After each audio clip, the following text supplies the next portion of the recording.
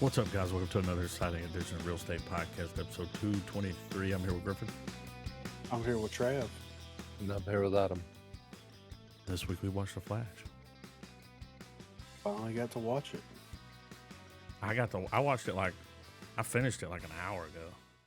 Oh, really? Yeah. Long So day, it's dude. I mean, fresh, right? yeah. Well- I can still remember people's names. Yeah, right. Yeah. Well, okay. I don't know what I was expecting. I really didn't have any expectations going into this. Like, I knew, from the trailer and everything that we were going to get, dude playing the Flash. We were going to get Michael Keaton back, and we were getting like Supergirl or a Superman woman thing, right? We also saw Affleck's Batman, and there was a couple other things. But I don't know, man. Like, we saw his other version of himself and all that kind of stuff, which is, we saw that in the trailer and everything. And I don't know. I don't really know the story of Flashpoint like super well. I know the idea is Barry goes back in time and stops his mom from dying, and that changes everything. And like the Atlanteans are at war with the Themyscirians, so like Aquaman and Wonder Woman are at war with each other, and Superman's been holed up somewhere, and Bruce is the one that actually got killed in the alley, and Bruce's dad Thomas was the Batman, and his mom was the Joker. Whoa. Like, yeah, there was a bunch of crazy shit that happened in Flashpoint, and I had a feeling that like there's no way that they're gonna adapt that story to a T. But the villain in that story was Reverse Flash, like, and that's always flashes of like that's his Lex Luthor. You know what I mean? That's his. Yeah. That's his Joker. That's his.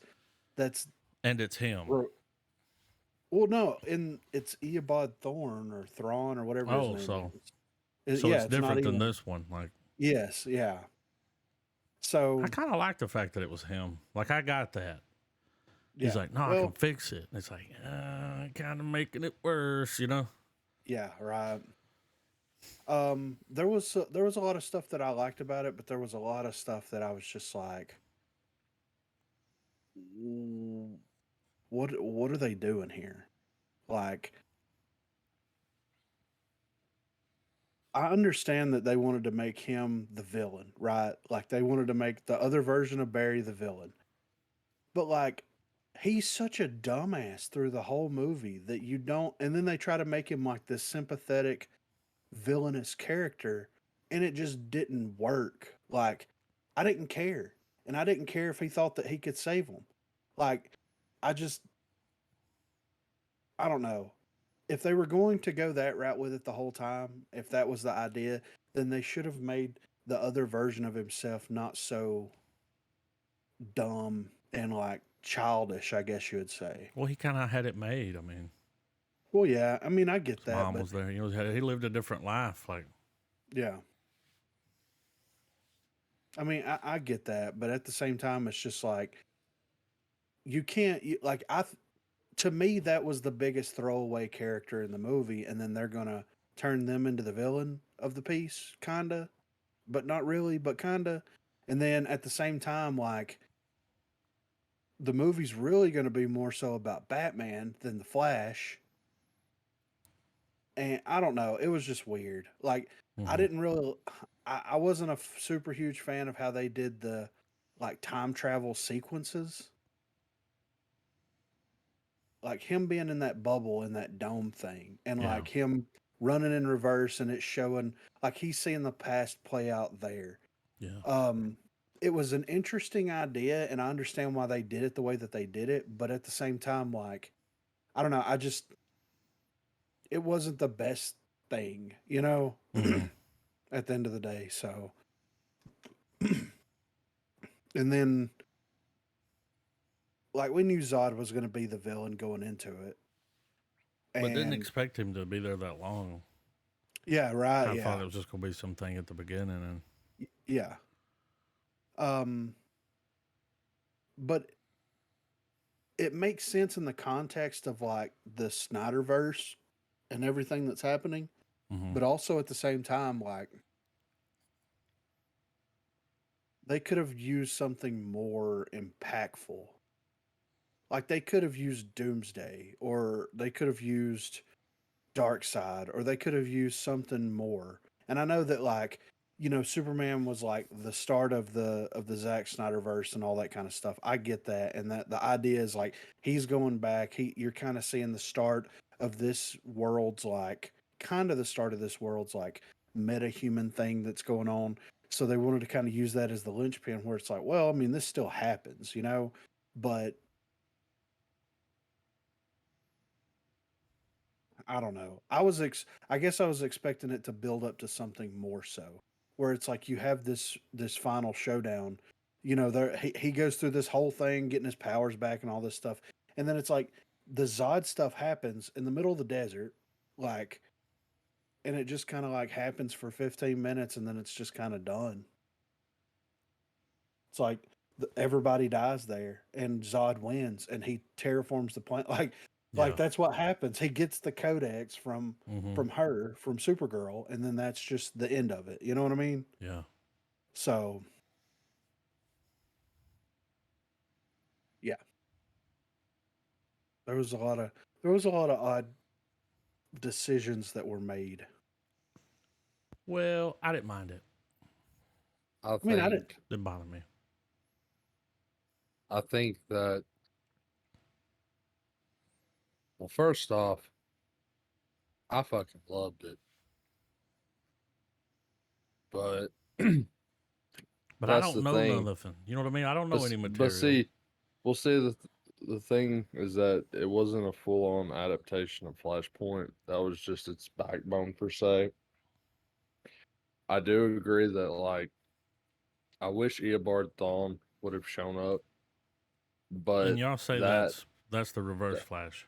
yes. Yeah, and that's who Um kills his mom. or Why? I would have it's It's complicated. he's from the few Yeah. he becomes obsessed with the Flash in the future. So So he he gets does his that to powers create the Flash. and then Yeah. yeah, Like, Because it we all see that if his mom doesn't die, yeah. he's just a fucking, Beeves. It Beeves. in a weird way, the Flash's storyline is like just one massive causal loop that has to play out perfectly for him to stay the Flash. Yeah. Like certain events have to line up. Yeah. So like he has to even though Eobard Thawne keeps going back in time and fucking with Flash can't necessarily kill him Yeah. because it fucks everything up. Yeah. And that's the thing. The movie really banks heavily on the continuity of the Snyderverse.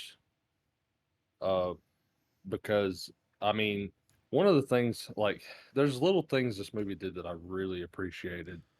Um, one of my one of those low key like awesome sequences was when he's explaining Zod and the Black Zero event from the Snyderverse Yeah. and how he tried to save as many people as he could. You saw him and The it's boy like and his dad. yeah, like Yeah. that whole style. Like I loved that that Muschietti stayed true to Snyder's concept that like the Black Zero event, that's basically the battle in New York. If you want to Mhm. compare it to the MCU, like that's the like a very significant thing. Right. Well, that's what And outed Superman. yeah, that's what brought Right. metahumans into the public knowledge, or at least the start of it. So they killed Superman when he was a baby, right? Yes, Yeah. he was off Jennifer world. didn't make it. It's like, oh. Yeah, which I I wasn't expecting it. The whole thing with Supergirl and 89 Batman being part of a larger like a Flashpoint. Flashpoints are the DC's version of Nexus events, if you want to think about it. Like there's certain moments in time that you can't fuck with. That's what he was telling them. Like, this is going to Yeah. happen. We can't change it. Yeah, and I wasn't expecting the movie to go as dark. Yeah. Oh, And the whole thing where where like Barry just stays in the Speed Force while past Barry is constantly going back in trying and time, trying. and finally he stops him. He's like, "Yo, man, like this has to happen." Like, Yeah. and that was like to me that was ripped right out of like the comics, or like like as far as like the themes that go on, like Mhm. because it was a precursor to Barry being like because not only did he realize, okay, these people have to die, that's what flips the switch for Oh, him going, my mom's got to die, dude. sure. Like That's I've what got to fucked go back everything and up. yeah. Um, I really liked. I really. There's two sequences that were the most fun for different reasons. For me, was obviously that opening shot where he's running to Gotham to the Mhm. cult playing over him. Yeah. Like that whole thing visually was While that badass. dude was making a sandwich, Yeah. he's like, "Dude, you can't rush a good sandwich." Okay. Um. It's like, oh, Yeah.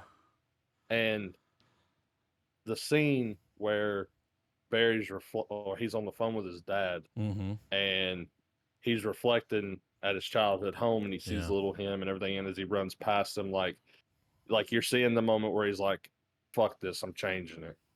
Yeah. And then there's this part where he starts to run, and it's almost like, I call it the Forrest Gump angle because it's That's what he aimed at was his doing. feet. And that little sequence there to me was everything, because you're hearing like the music, the score, that whole editing part was top Well, the notch. way that his body stretches, Yeah. like he was trying to run away from the home. He didn't know he was gonna. Well, a criticism I see a lot about the way they do Ezra Miller's Flash when he's running The thing with the is, arms, like he's ice yeah, skating. well, But dude, I that did, made it so much funnier when he was slow and he was running around that room. Like, whew, well, I come on, did that was funny. oh, it was absolutely, and it's goofy. It was it's a case of of an idea of a really cool idea poorly executed. Snyder has been quoted as saying that he wanted it to be almost like a figure skater kind of gliding, you know. Yeah. Yeah. Ezra Miller, when he was researching the role, he studied the way high speed creatures ran, like the way their body and their muscles like tried to be as aerodynamic as possible, like cheetahs, mongooses, lions, gazelles, all those like fast paced creatures. Like Yeah. he did a whole thing studying on them and how they whatever. But the thing about that particular shot in the movie that I'm talking about, where you're seeing him slowly run, and then he gets faster, and then he breaks into the Speed Force, and then he hits light speed.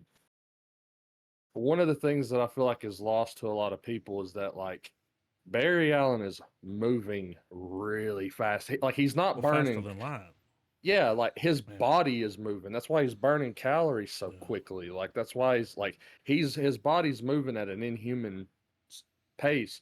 So like when you're seeing him go almost in a slow motion thing as he's hauling ass, it's the same concept of looking at a fan when it starts to kick up. Like there's that moment where the fan's going fast and it kind of slows. It looks like it's just kind of just like Yeah. almost like it's that effect. Especially on camera. Another thing too, when he gets into the chrono ball and he's starting to be able to rewind time and all the universes and stuff like that. um uh all that CGI stuff, that was AI generated. That makes Well, sense. yeah. Yeah. Yeah, you could And see kind of. here, It wasn't the best yeah. CGI, so it kind of. Well, and here's my thoughts on that real quick because I have a couple of thoughts on a couple of these different things. With the AI generated stuff, with him inside of the sphere, and then like with it opening, showing the rips in the other timelines and stuff. Hmm. Like people were like saying that that it looked really bad and all this stuff, and to me, it felt like a very much an artistic choice Yeah, I thought the So same. It was definitely so cheaper too than yeah. filming So I all of that and shooting on. You know what I mean? yeah. And So people and some people too, just to like add a parenthesis in there. Some people too, for some reason, criticized the present Barry's flash suit, like the solid red. yeah. Um, I don't get it I like the because suit. that's the closest to being comic book accurate that we have seen live on live screen, like period. Yeah. Oh, I thought his suit was great. Oh man, I thought it was badass how like the way he would the way he explained it. He's like, dude, you got to cover as much as your body as you can, and Yeah. like with your hands to like it's like he's got a discharge. Yeah. Like he's like, just make a weird symbol and just shoot that shit out of you, man. But you gotta make sure you do that ever so often. Yeah. And the Zod fight sequence, um, one of the coolest special effects parts had to be for me is when we got to see the extended part of them kicking off from each other, Yeah. and you see everything slowed down, and you see both Barrys and their respective speed force just beating this, just punching everybody, just fucking them, like doing a one and done. Because once time speeds up, they're fucking dead. Yeah. And one of the coolest moments in all of Barry's like fighting sequences, what little they are, is when one of the Kryptonians is about to kill 2013 Flash, Oh yeah. Yeah. and Barry shows up and phases into his heart, Well, it's Yeah. when he was fucking going to kills do it. He him. was like, "I'm about to emperor this dude, Yeah. Yeah. dude. We can't pass over the Back to the Future thing. That was hilarious. Oh yeah. Um, I know. and Yeah. that's and see, that's to me, The that's little also changes. that was He was one like, of the "No, most that Footloose. What? Michael J. Fox was in Footloose? No, Kevin well, Bacon. He's like, he was in this movie. It's like, what? well, one thing that I thought too that was really cool about this was the way they explained it. They explained it over spaghetti, which was hilarious, but But it made sense. I loved the idea that, It made sense. yeah, they were like, look, you're in this universe, so anything you change here in time, like it changes, like Well, and they you're all not changed. touch and they overlaps and they, Yeah, you know, and he kind of in a way, like whenever they rub up against each other, those are the flashpoints. Yeah. because his And mom doesn't die, Superman doesn't happen. Yeah. Yeah. Well, there's none. I mean, No. Batman, and and he's just I old d- beat up piece of meat. He's like, pass. You know, and what? and probably the coolest thing had to be that this movie acknowledges the Snyder cut. Yeah. I mean, big time. I mean, it's Well, if you guys remember when he's talking to Bruce the first time, when he first breaches through time and he's looking at the baby and he comes back and he's talking to Bruce, it's very quick and it's like just he goes, I can do this, that, and the other, and then Bruce says something like, kind of like he says that Russian, it's the village they were fighting at in Justice League, mhm. and he goes, I only went back just a second for that. Yeah. And so that's what's crazy is that he has clearly told them that what he did. Yeah. So that was pretty cool. I appreciated that little like oddity tie-in, that they did. Yeah. Another thing that I thought was pretty crazy too is that like when we get, when it became cameo time and fucking everything's opening up and it's like, oh yeah, here's the really old Superman. Oh, hey, Nick Cage. Fucking look at that. That could have been a thing. And it's showing all the different worlds. One thing I did in my post viewing research on it was apparently, even though we had the events of Justice League going on, the Flash movie was going to start planting the seeds for Crisis on Infinite Earths. Mhm. And because I remember watching that scene and was like, dude, like like all the universes are like that's the plot of that fucking story. I Yeah. mean, with a couple extra things thrown in for punchy bam pow violence, Yeah. But I noticed that too, and that was something that they were like that they were going to work on if the movie was, it was successful, which it's considered a bomb, but they did say they would greenlight a sequel if it makes just as much money as the Batman does. Yeah. And the Batman didn't do that great in theaters either, but it was also like just right after COVID when it dropped. Yeah. Yeah. So my thing here's my overall thing, because there's some other gripes that I have with it.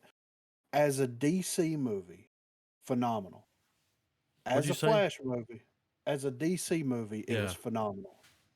As a Flash movie, it was horrible, in my opinion. Like, that's just strictly my opinion on this. But it's like Yeah. you're gonna have the Flash go back in time, stop all this stuff from happening. He's gonna lose his powers, so we get to replay his origin story from a different perspective, even though we don't need it. You're gonna focus more so on like other characters and everything else centered around Flash. And then you have this big momentous moment towards the end where it's like, oh, so the other version of Barry that's got the powers is like trying to make all these significant changes. And I guess that's causing tears in the other universes that exist. Don't really know, because there wasn't really any kind of explanation for any of that. Why would the Well, Speed it Force be wasn't. ripping? Well, there It was was an explanation. implied. I mean, There was an explanation. It just wasn't. We just didn't see those consequences building up, because if you remember when he first runs into early Barry, he's telling him, he's like, "Man, like I'm not supposed to be fucking even talking to you. Like there can't be two of us occupying the same yeah, maybe I space. can knock you Like out. this is gonna ass fuck everything." And I agree, it sucks that they didn't kind of build that up more, but I think they chose, instead of like breadcrumbing that throughout the film, I felt like they held on to it for dramatic effect so that for people that aren't familiar with the Flash would be more, shocked when they're like, "Oh, the younger Flash like becomes obsessed with just constantly trying to fix it, like all of that." And they just ham-fisted it all in that one moment. Right. And Like, I understand that, but like here's what it feels like to me. It feels like we got three different movies crammed into one. oh, for sure. It's like I mean, we knew that this movie was not going to be perfect oh yeah. as far back as like Josh Whedon just suddenly helming Justice League. Like we saw the problems that this movie would obviously suffer from coming a mile away. Yeah. So I was at least able to keep my expectations around the middle. Yeah. And so that's why I felt like it still exceeded it a little bit, because I knew going into it that like we were not going to get we weren't going to get the start of a saga, but more so the continuation of the Justice League story through Barry and probably Cyborg if he ever got a movie, which he won't do a film as long as Hamada is head of Warner Brothers. Um, Well, but the change at Warner Brothers is kind of probably what fucked it. I mean, you remember they mhm. went Well, back and reshot a bunch of shit because they're like, Oh, well, absolutely. we can't yeah. have the ending we wanted to have because we're leaving. Well, like Barry's Well, in like, another world, dude. yeah, Yeah. At the they Yeah. end, you see George He, Clooney. It's like, oh, this ain't. I mean, now see, here's I'm glad you noticed that. I'm glad y'all so both it is a caught it. reset. Like he's not in this world. He left the Snyderverse. Yeah, yeah. he's gone. Now here's the thing though.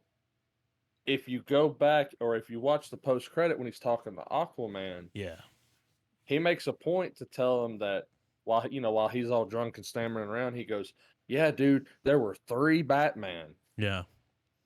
So it's almost like, did he go back and just like, God damn it, and just deal with the fact that his father has to stay in jail and move the cans back? Because if I have any major complaint about this film, It's that moving the can didn't cause a bunch of problems. Well, well, it did. it's It's a different Batman. well, that's what pisses me off. They wrote the Snyderverse off with a can of tomatoes. If you He really moved them think to the about it, top shelf. that's how he got that. That's how Warner Brothers got rid of the Got rid of it. Snyderverse. A can of fucking tomatoes. Well, I mean, it could have been. But I mean, but that I mean, that's if you sit and fucking dwell on it too Yeah. long. But like, I didn't even think about that. but if you, but to me, the movie has two endings you can walk away from it. You can ignore that post-credit scene, or you can interpret it as he went back and fixed that very last change, and he's just like, dude, fuck time travel. Or, yeah, he straight up pulled an Akira and just noped out of the fucking universe. Yeah. Well, he's dating a girl. He's got his dad. I mean, Well, yeah. I mean, and it I don't know. It didn't feel like a reset. It didn't feel like at the end of it. It didn't feel like anything. It feels like that at any moment a continuation of this could happen, which is fine. Like I'm fine with them leaving it open like that and everything. But at the same time, it's just why leave that little why do that? Like either have it to leave it end open. and have it be done, because if like they're saying, oh, there may be a sequel, it's like, okay, well, how are you gonna like sequelize it? Like you're gonna have him go back and right all the wrongs, and then he comes to present day, and then you have the new DC universe with the Well, new Superman. Like well, what? yeah, and yeah, and but you got to remember too, that's on par with how schizophrenic DC Comics is as a whole, man. Yeah, Like I mean that it's really it shouldn't be a surprise that the cinematic universe is just as all over the place as the comics are. yeah, But uh, I think that when we got the whole debacle with the Snyder Cut, and when it came out and we saw all those interviews that Zack Snyder did, he did moments, or he basically told he would spill the beans on what the story was going to be, how he was going to get 5 movies, how it was going to build up to the Dark Side War. We were going to have Injustice adaptations in there with Evil Superman and yada yada, all that shit. I feel like you can still follow some of those beats, shuffle up the deck a little bit, doing Flash multiverse, whatever stuff like they've done, and you can keep going. And that's and I think Muschietti did a good job of letting all those past movies that we got still be relevant. yeah, Because it's still building up to stuff. I mean, Shazam is Shazam, and Black Adam's Black Adam. They are what they are. But as far as like the mainline characters and stuff like that, those movies that we've already invested our time in, you can still enjoy it, and those they get nodded and handed off some way, whether you like the way they did it or not. Because I really didn't like how they did that. Like, because when it went off, I was like, why do I love this movie, but why do I want to pick it apart immediately right now?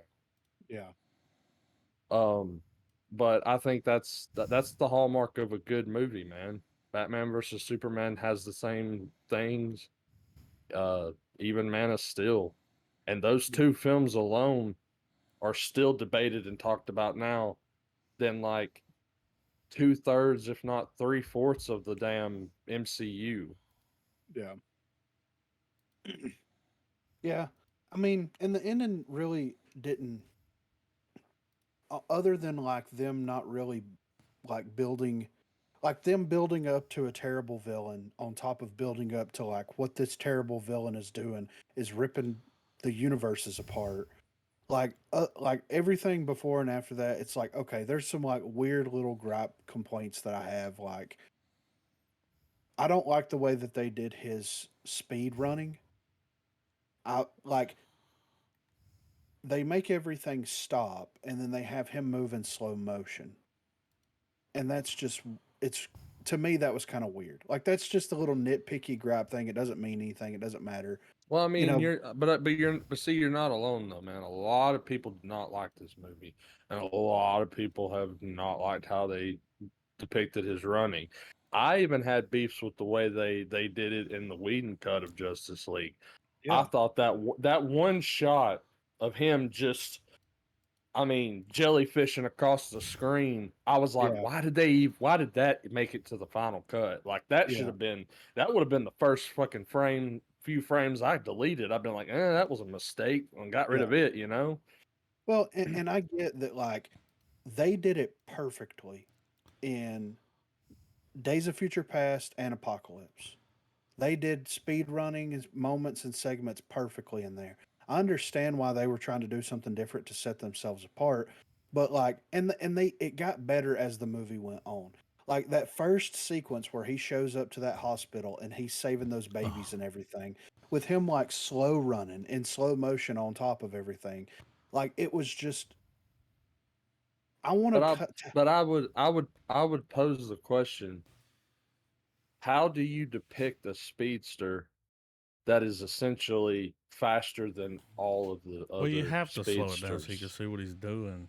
Well, I mean, like, yeah, Right. even so, but like, for instance, like Flash, like you have like Quicksilver, you have all the other variants of speedsters that are out throughout comics, but they all pale in comparison to the Flash. yeah. Like he's god tier level like hero just He's with the fastest. Superman. Yeah. And because he's always breaking his threshold of speed, kind of in a like it's kind of the same concept as the Hulk. Like the more he keeps wanting it, the more he can do it. Yeah. I mean, that's kind of why he has that tropey. Like I can just run faster. I'll just go faster. I'll keep going to the Yeah. point where Superman asks him, he's like, "Man, how fast are you?" And he's like, "Dude, I can think in an attosecond, which is like zero point zero Well, zero zero zero zero he's one. so fast he can phase through the wall. Yeah. He can see How cool was molecules. that? He can think at the speed of light, and he can see molecules come in and out of existence. Yeah. But here's the thing with the phasing. So you don't phase into the ground.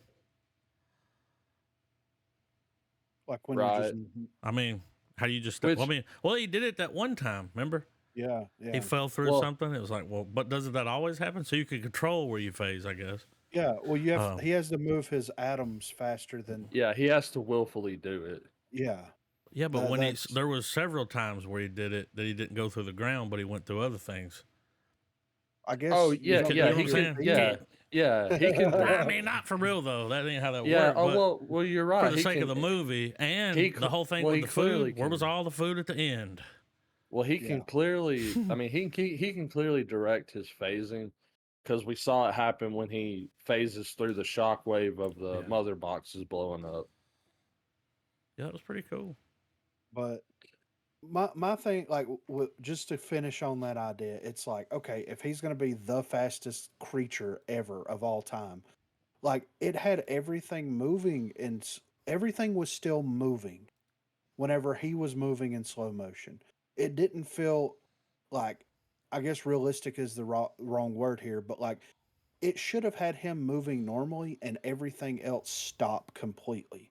That would have signified, in my opinion, even with people falling out of a building and all Yeah, this kind of stuff, and that he's would just have kind of walking shown, around and not yeah, and not all figure skating nonchalantly. Yeah, Well, because he was exactly. figure well, skating, dude. well. You also got to think too, and not to be nitpicky about it as well. When you think about Quicksilver, just for the sake of the easiest comparison, when you think of how Quicksilver is, he's literally mutated to be fast. Like he's naturally able to go that that quick. Mm, Flash, on the other hand, taps into the Speed Force, and that's a whole other fucking animal in discussion. So they're drawing power from two different sources, mhm. and I wonder if it's just. I mean, the Speed Force is just hard to fucking depict because basically all it is just warp speed. Yeah, it just didn't allow him to be fast But in they that knew it moment. looked goofy because when he does the thing where where he's slow, and he Yeah. runs Well, around the room. I mean, they made and fun of the run right there. That was making fun yeah. of it, like, and it Well, was funny. He's like, sneaking, Yeah, you know. absolutely. Yeah. well, and I don't have a problem with the way that he looked when he was running. I just had a problem with them still having thing in Yeah. motion and they have him moving in slow motion. So basically, in reality, he's moving like maybe at the speed Well, of a he would be gymnast. faster than everything It's that's. like, yeah, Yeah. exactly. That's It my was like biggest he complaint. was faster than everything, but he was still like just kind of ooh, you know. Yeah. I think it. Um, I get I that. mean, yeah. I mean, I feel like it still revolves around the larger statement of just it's obviously just a creative choice, you know. yeah. Um, the one thing that I wanted to happen in this movie that would have completely redeemed every little nitpicky thing that I had did not happen. What was it? I wanted to see him and Zod have an actual fucking fist fight, and it just didn't fucking happen.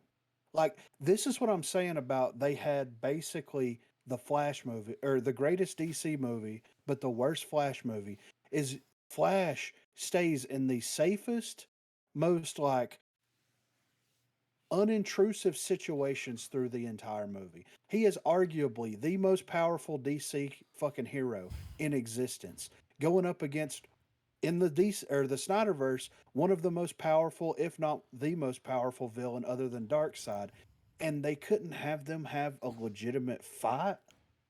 But would it have been a legitimate fight? Well, Well, but he was that's the fighting the thing. other ones when that was Here's the happening. thing though. Barry is like he's very much trying to stay away and avoid all this like conflict, especially with like the major powers that be. His story arc or his character arc, in my opinion, should have been him not only coming to the realization that his mother has to die for things to work out the way that they worked out, but also the fact that like he can stand up for himself. He can be the person that he needs to be in the moment. And we didn't get that, I don't feel. We got the Well, resolution with the mom, but like he's still gonna be a pussy. Like he's gonna well, fight the little B soldiers while you've got big boys over here dying fighting the A-listers. It's like, come on, dude. That's how the movie well, opened. well, He's a plumber. well. Technically, when you think about it, He's just too, cleaning up for people. Barry's arc is more personal than the overarching. That's part of the schizophrenia of this movie. It's a personal story, but with the big broad strokes of the larger stories and shit happening around him. And from the jump at Justice League, he even tells Batman, he's like, "Hey man, I don't fight. Like I run and I push people. He Like even made a that's not comment at one point about the Justice League and mental health that they're not good at that. yeah. You Yeah. know, he's got some issues. Like, Well, and I feel like him staying the fuck away from Zod, like it seemed like the natural thing because first off, he had just saw Supergirl completely body an entire squad of folks. Uh, even in between that too, start taking out people left and right. He knew he couldn't take on her, much less Zod. And I mean, we've even heard it through dialogue that, you know, and plus from knowing the character from the comics, he's a trained combatant. And sure, Barry could have had that moment to be like, yeah, I'm gonna be the hero and just start, you know, fucking thunder punching his ass and stuff and everything. But once he beats that mask off of Zod, what's gonna happen? Zod's gonna get his fucking Earth powers. He's gonna turn into phase two. And then Barry's gonna be really fucked. Because when we saw Superman get resurrected, we saw that Superman can look into the Speed Force. And even though it's Superman and not Zod, he I'm pretty winked sure at him. Zod would be able to see him quick enough. Yeah. And he'd be able to start, you know, countering him. Yeah. And when you like, it would still result in Flash getting his fucking shit pushed in by Zod. Well, but that's the thing though. To me, that's more of an inspiration for other like dumbass Barry to be like, I gotta fix this and I gotta save all this shit. Yeah. Like him and Zod should have fought. Zod should have killed Barry from the Snyder universe, and he should have been, and then other dumbass Barry should have been the one that is constantly trying to fix this, basically in Which is this why it goes crazy and and becomes this. yes, Yeah. in this endless time loop. And then you could have either had another version of Barry show up to stop this from happening because it's causing this massive disruption. And then also, or you could have had the Flash from, I don't know, the TV series show up and like that. To me, they just met Batman and they just met Supergirl like 15 minutes before this fight happens and they die. And is that like enough to justify a character going so crazy to try to fix everything? And like with him traveling at the speed he was, he should have died when he tried to go into the Speed Force to begin with. Like, I don't, it's just, I can sit here and pick this movie apart for days. I didn't hate it by any stretch. It was one of the best DC movies that we've got. It's the worst Flash movie that we've ever got. It's the worst Was Flash anything. was the only Flash movie that we got, uh, and probably won't get another one. Um, but I feel like it took the spare parts of what we got, what's been given to us, and it was like this movie is another prime example of what happens when people Yes. have to pick up the pieces of a studio's shit decisions Yes. Yes, instead of letting exactly. instead of letting instead of letting the story get played out, because it's just kind of funny to me now that when these movies came out, or at least the Snyderverse movies were coming out, people were wiping their ass with it. And now it's got the prequel, the Star Wars prequel treatment, where people are like, you know what? Those movies really weren't that bad after all. Well, they were so loud and raucous that fucking Warner Brothers went into panic mode, fucking pulled the plug because, Yeah. you know, People. Yeah. Because people. No, I agree. and and 1000%. and I would say it it wasn't a terrible Flash film. Was it the best? Could there have been a better one? Sure, but I think making a story out of the Flash where he's already done the time traveling shit in Justice League, like they had to kind of they had to make it personal, and I felt like a lot of the editing of making it more about Zod and Michael Keaton and all of that stuff, Well, I felt like that was more panic mode coupled with yeah. what the fuck is Ezra Miller doing with his life right now? Like that's like Well, also Yeah. James Gunn. This ain't his fault. oh, This this has movie Not nothing at was to, in the all. works. You know what I'm saying? Yeah. They had to Yeah. go back in and change stuff because it's like, yeah, we're not gonna follow through with that probably. Yeah. So but we got to I would salvage it because we've probably spent what at least 100 million, 200. So Yeah. I think it's upwards to over 300. woo, Yeah. I would love to see what the I would love to original? read the original Yeah. script. Like I would love to read the original Well, script it because would have been it would have been I felt like if they wanted to distance themselves from the Snyderverse, they should have just not wrote it in the movie. The yeah, same way they exactly. fucking did Aquaman. Yeah, they could have ignored all of it. And instead They put Zod in. and I and mean, and that's don't the and like direct tie, dude. That's yeah, I and mean, like that don't get happened me in one of and his movies. and don't get me wrong, like I said, I enjoyed revisiting the Snyderverse one last time. Like, Hmm. and I felt like that was a way for Muschietti to kind of give that to DC fans that were part of that were fans of the Snyderverse stuff. Yeah. And I praise it for that for sure. And Batman's a Um, Chicago fan. Mhm. hey, You know you I love that. was that was awesome. Um, Still trying to figure out how the fuck Michael Keaton Batman knows about time travel. I'll get back to y'all on that when I figure it out. Good luck. No, but you know, it it was a it's just it's I don't know, man. I've watched it twice since it became available for me. And both times when it went off, I was equally like I enjoyed it more the second time. Well, because you knew what was going to happen. Um, Because you know that but first watch, you're like, how's this gonna play out? I mean, and once again, like I said, I enjoyed it because I did like the idea that they brought Keaton that and was cool. Supergirl in, She was but cool.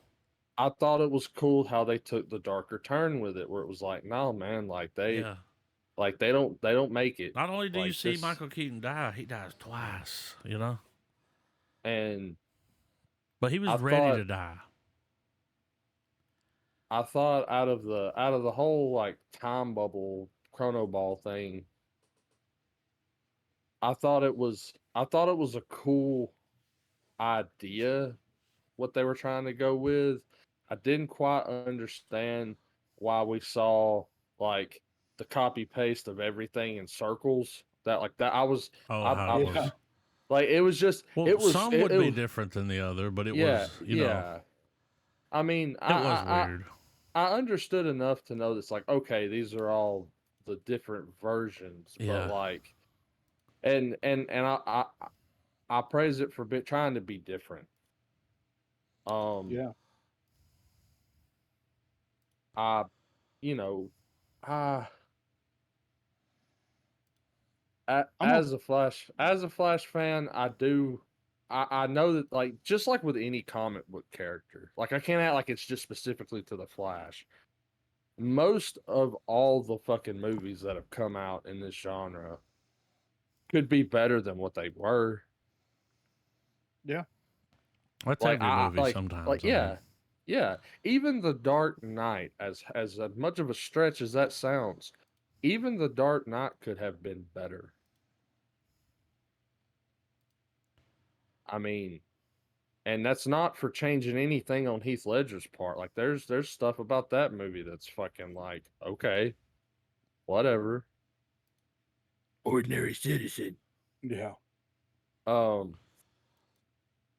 but I don't know. I really hate that we're clearly not gonna see a Crisis on Infinite Earths well, movie. we might, but it'll be a different Flash. Yeah. Dude, Yeah, James Gunn's in charge now. He'll work up to something. They had to but end this out. This dude's done. He's gone.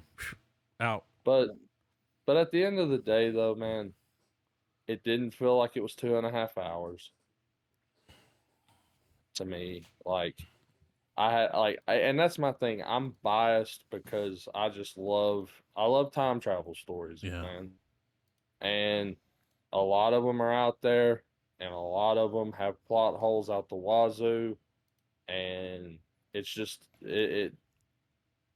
like a lot of them are just stories that are just like fuck you, ain't got to explain shit, and sometimes it's for the better, sometimes it's for the worse.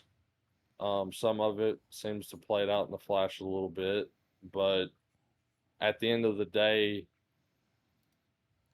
I this one this one's I don't know. I liked it, dude. I'll die on that hill. Like You don't I have feel like to. Like, anything that I fucking liked it. Yeah. connects to the Snyderverse, man. I feel like it's gonna get better with time. Like it's like everyone's like I could see it now in a couple years when people forget about Ezra Miller. If they forget about Ezra Miller, they'll go back and watch it and they'll be like, "Oh, you know what? Not that bad of a movie." Well, when you're watching him, it's like he might be fucking crazy, but pretty good actor.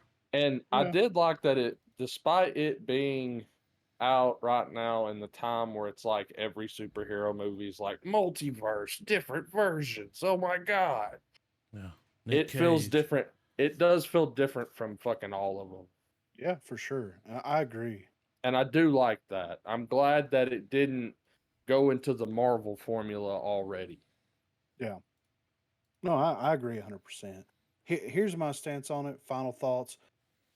Like I said, great DC movie. enjoyed it as a DC movie. Didn't like it as a Flash movie. I'm giving it a half star. I'm giving it a star. If they would have called it DC Paradox and just had Flash be just be the main character, but instead of calling it the Flash, called it So Paradox. just change the name. You're all right with it. Like, I'm going in expecting like a full Flash arc. We got a full half Flash arc. Yeah. We got a two half Flash arcs. We got a dumbass Flash that wants to save the world for some people he just met. Yeah. We got I think he was regular attracted to Supergirl. something. We got Yeah. regular Flash lost his powers through a good 2/3 of this movie. Have Like, to see dude, him regain his power.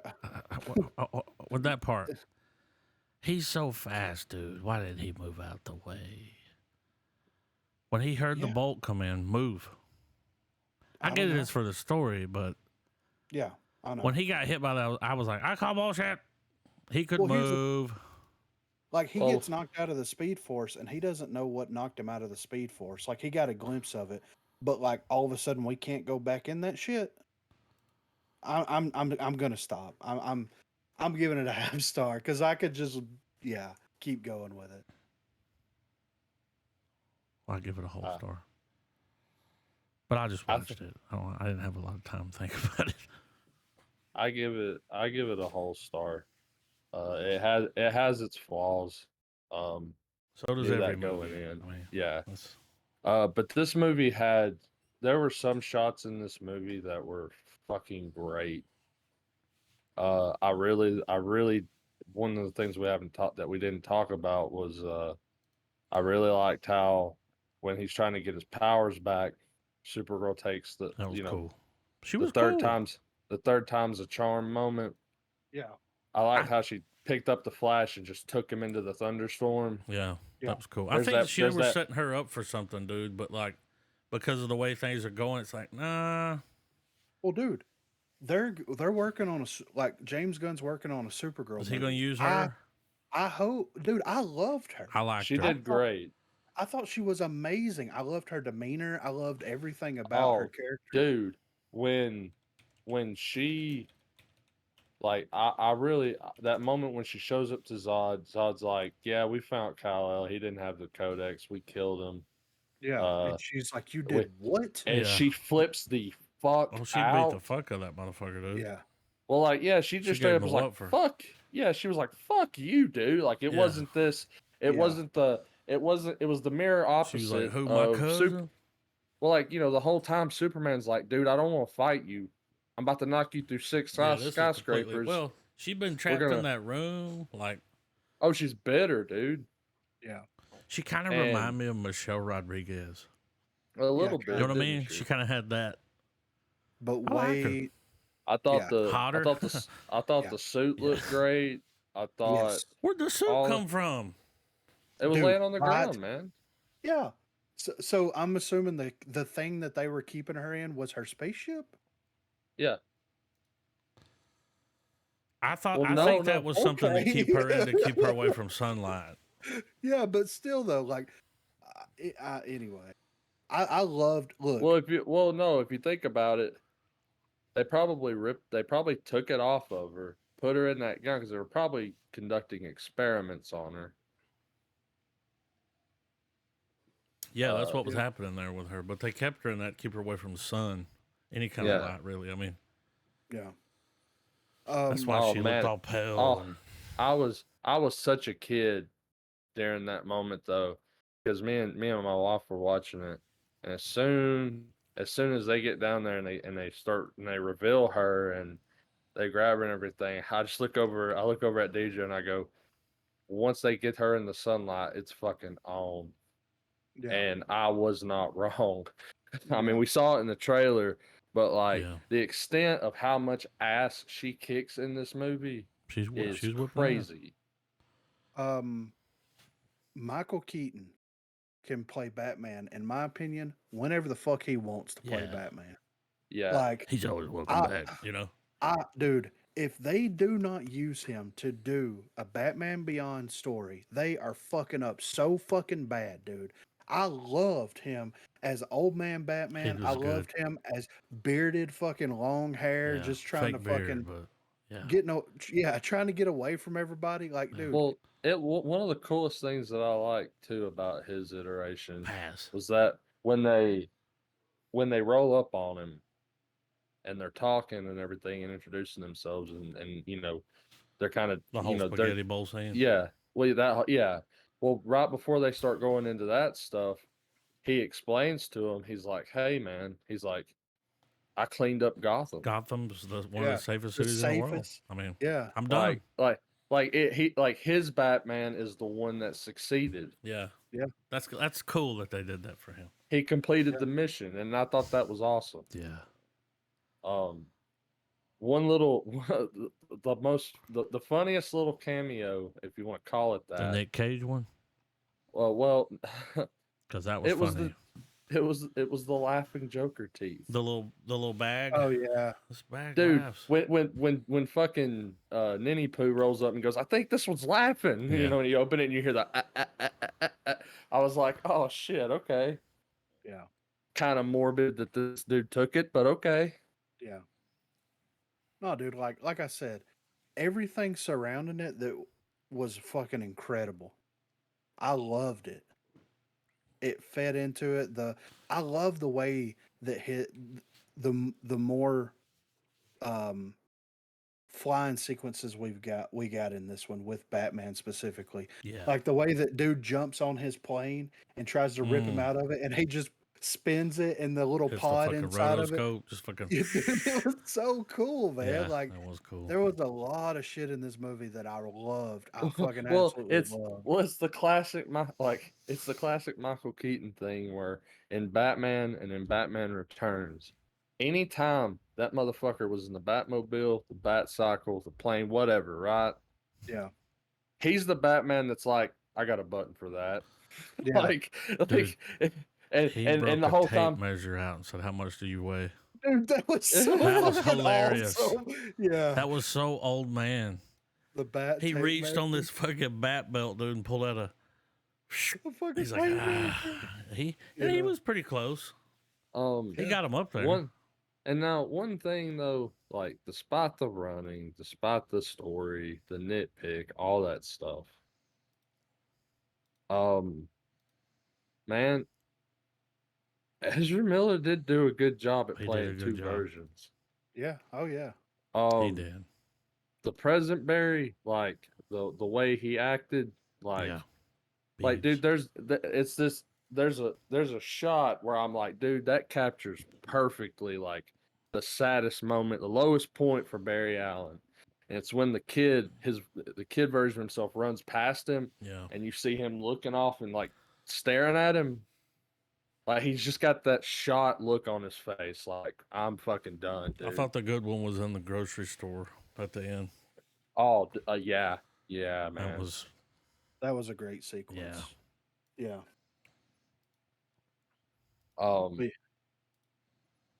But you know, I thought, like I said, I thought he did a really good job. One thing I did see in reading about it, and I know we've covered it in an article before.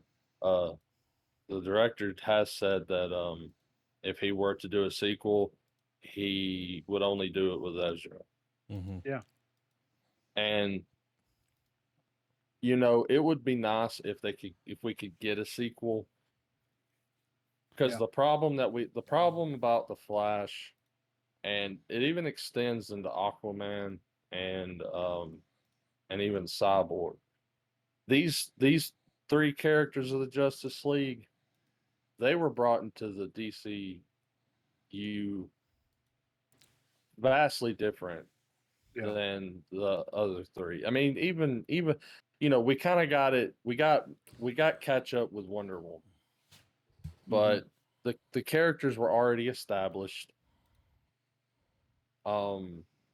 Like I said, you know, seeing the part where him figuring out, you know, or him trying to save people, that was everything. Like that was like, and almost like I would feel like that that was the moment. I guess that's why I didn't feel like with the Zod thing, because I know one of the things you said earlier was the whole Barry standing up and like being a hero and that kind of thing. Yeah. Well, for 2013 Barry, it could have been that, but I think Barry had already crossed that threshold in that moment. I think I got that feeling from that sequence. And I Yeah. felt like that's probably why I didn't feel unsatisfied by him not interacting with Zod. And just because of the way everything was established with his character already, it's like, yeah, he knows to stay the fuck away from him.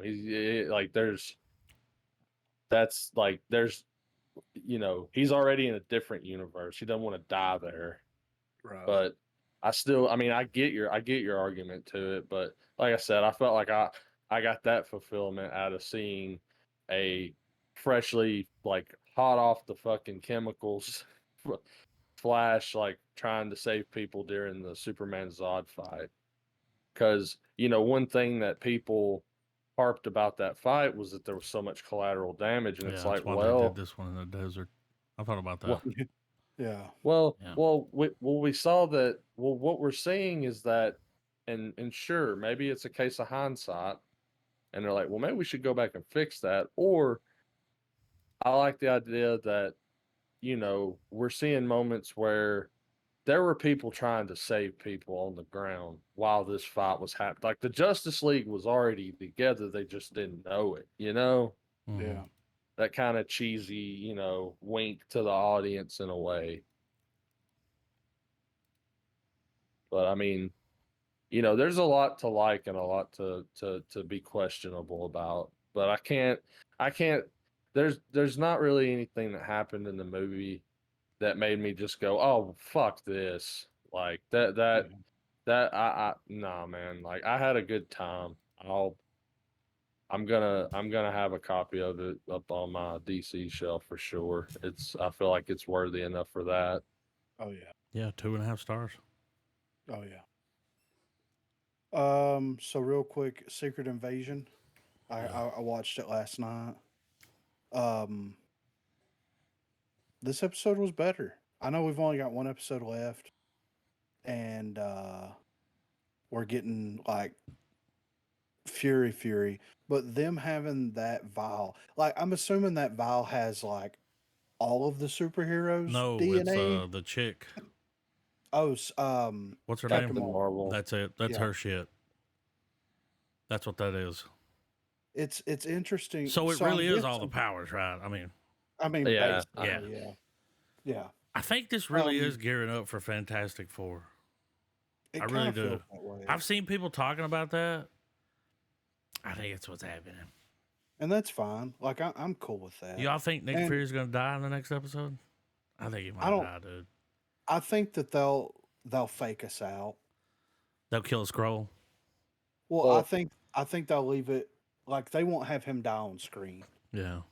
but they'll imply that he's Or dead. when he dies, then you're like, like Travis talking. We never saw the spaceship.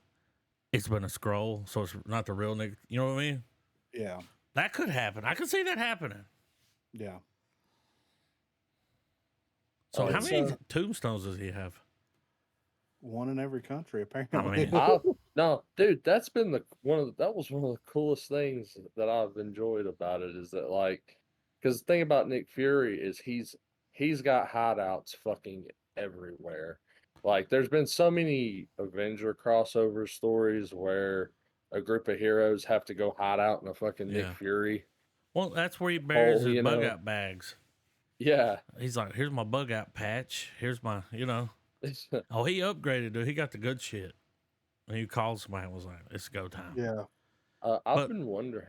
it was just Sorry. weird seeing that grave because it's like, oh, in the other movie, you see the grave because it's got the Ezekiel 25:17 on it. yeah, Which is hilarious that they did that. Yeah. That's funny. That's funny.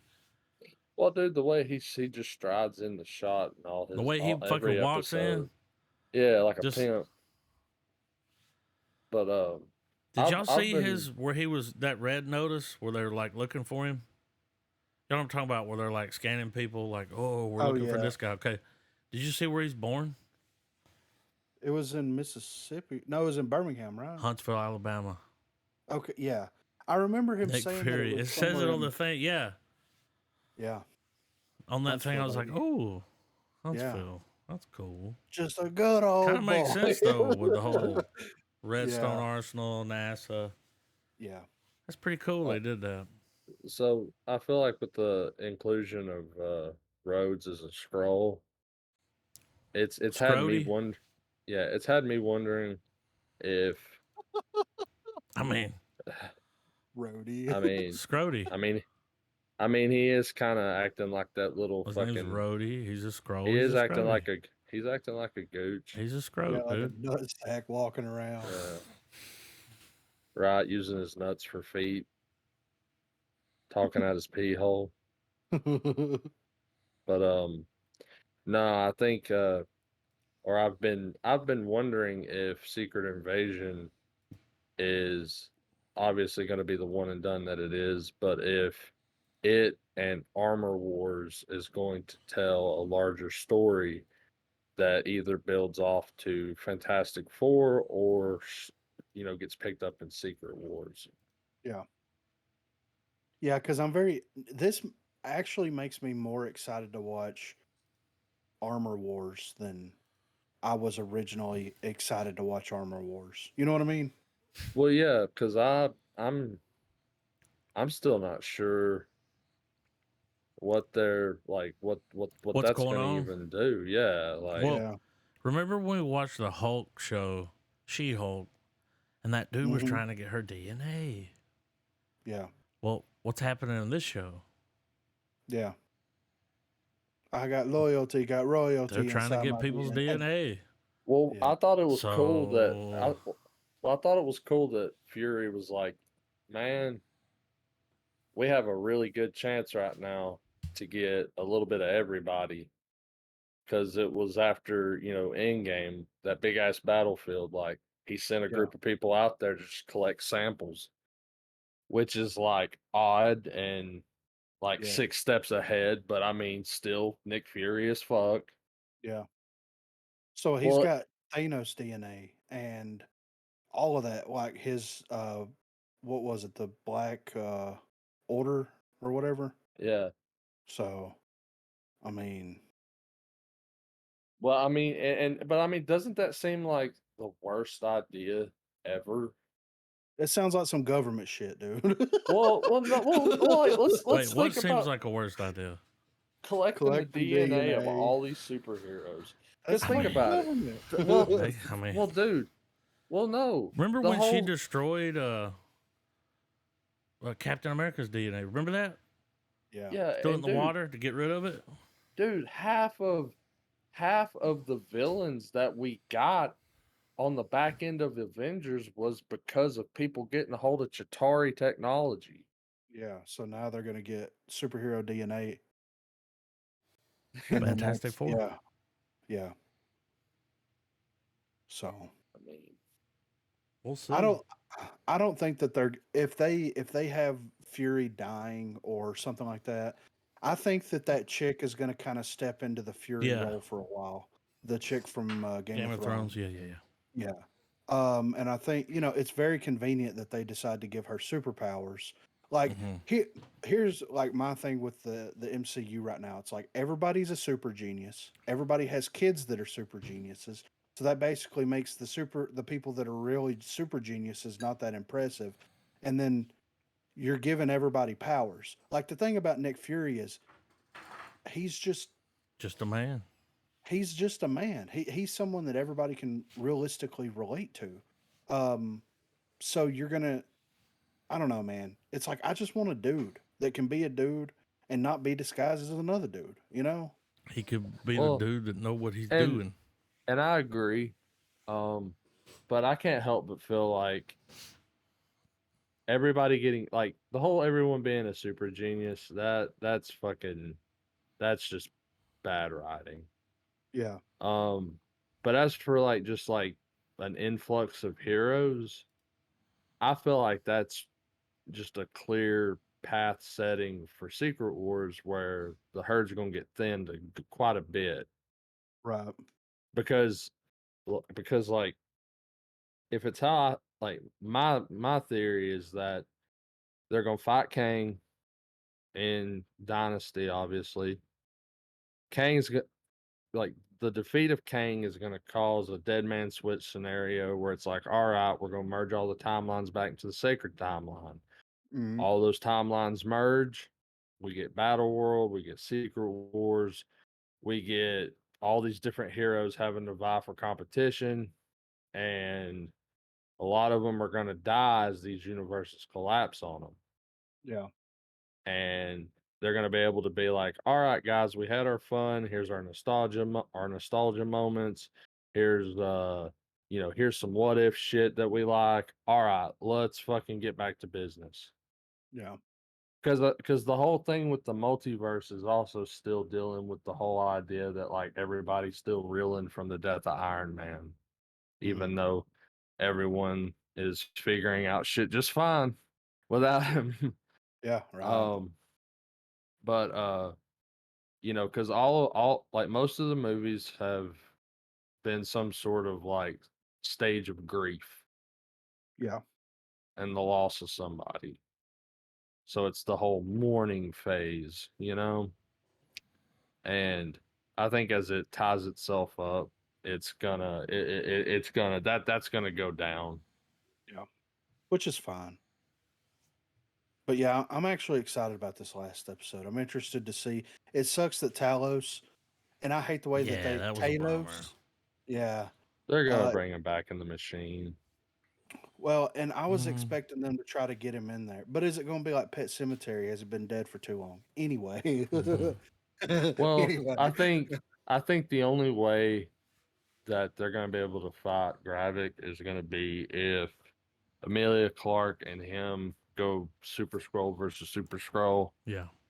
or we get the Nick Fury twist. Fury has still been on Sword the whole time, and the Scroll Fury we got was down there dealing with everything, and he's still Nick fucking Fury, He's like, I figured this shit out a long time ago. I knew you was gonna Yeah. fuck on Queen's us. Gambit. Like, yeah. Say what again? I double dare you. You But know? I Yeah, have right. I've enjoyed this series because it's been everything the MCU hasn't been lately. Yeah. And that's let's slap the actors in front of the volume and throw as much special effects as we can. And that's Yeah. coming from someone that does not give a shit how good or bad special effects are. Just the fact that we're getting it for the property I'm watching makes me. That's why I really don't shit on the Flash's special effects Yeah. because like we got that. We Expensive. were able to Yeah. get it. Yeah, I Yeah. mean, Yeah. Expensive. but I mean, but I will say, sitting through the credits for what we got, either a lot of people didn't show up to work or there was a lot of new people because there was like 5 different visual effects companies that worked on that film. Yeah. And Um, we're talking like those segments of credits where it's the visual effects team and then like a list of 30 motherfuckers and then another one and another Mhm. 30 I mean it was a pretty long list of credits I mean I I could see sat through 'em why too.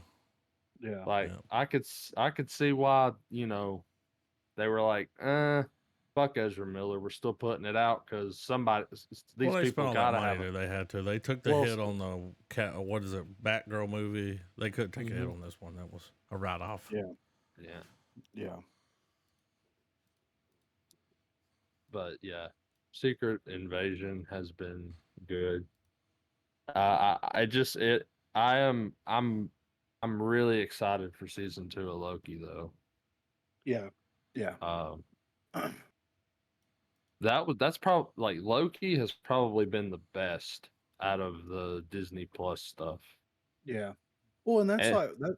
I really liked Falcon Winter Soldier because it was so grounded and you yeah, got to and see those arcs and stuff. well, it's not to yeah, and it's not to say that the other ones like the fact that Falcon and Winter Soldier and Secret Invasion specifically tap into that Captain America Winter Soldier little corner of everything, the whole espionage spy thriller type thing. Mhm. Like that comes in clutch when you have all these other type of plots and stories and superhero genre trying to be another genre. Yeah. It's a film trying to be a film disguised as another film. Man, you brought Yeah. it back. Speaking of bringing it back, I got a little bit of movie news here. And we got an update on something that we haven't talked about in quite a while here. And the last update that we got on it, I believe they were doing massive reshoots. But Yeah. anyway, live action video game adaptations are definitely having their renaissance right now, with everything from Super Mario Brothers movie that's grossed well over $1 billion this year to HBO's ongoing The Last of Us series that's already gotten several Emmy nominations. Several more features are still in the pipeline, among them the upcoming Borderlands film, which will play a homage to the original award winning action comedy video game series. After years of development and production that has clearly remained under wraps for the most part, per a report from Collider, Borderlands now finally has an official release date set for August the 9th of 2024. It was filmed in early 2021 in Budapest and wrapped later in Well, June. So a year and a month from now? What the Yes. fuck, dude? It's Yeah. gonna be a lot of special effects for this movie, man.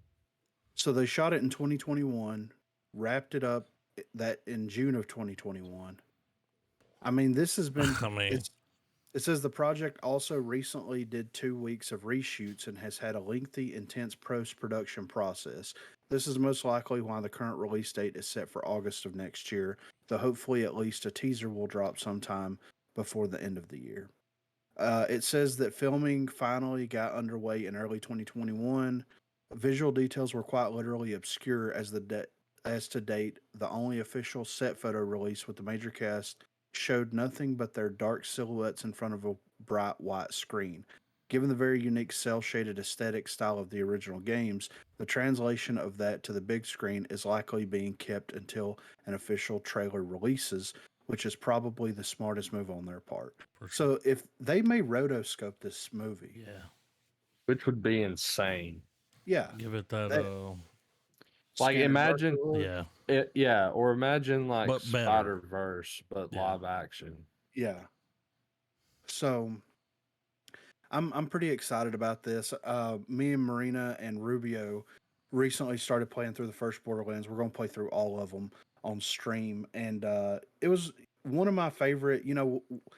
The first looter shooter I think that we ever got, and if there was others before that, then they weren't really coined as a looter shooter. Had a very, it was very self-aware, had a great sense of humor, and all this kind of stuff. So I'm pretty sure Eli Roth is the one that is directing this. Yeah. So I'm For very sure. interested to see him bring his humor and bring his style over to something like this. So I'm excited for it, man. And Yeah. if it gives them more time to like get everything fleshed out, and if they rotoscope it, dude, that's gonna be so much better than we could have ever imagined, Yeah. But I'm excited for it. I can't wait to see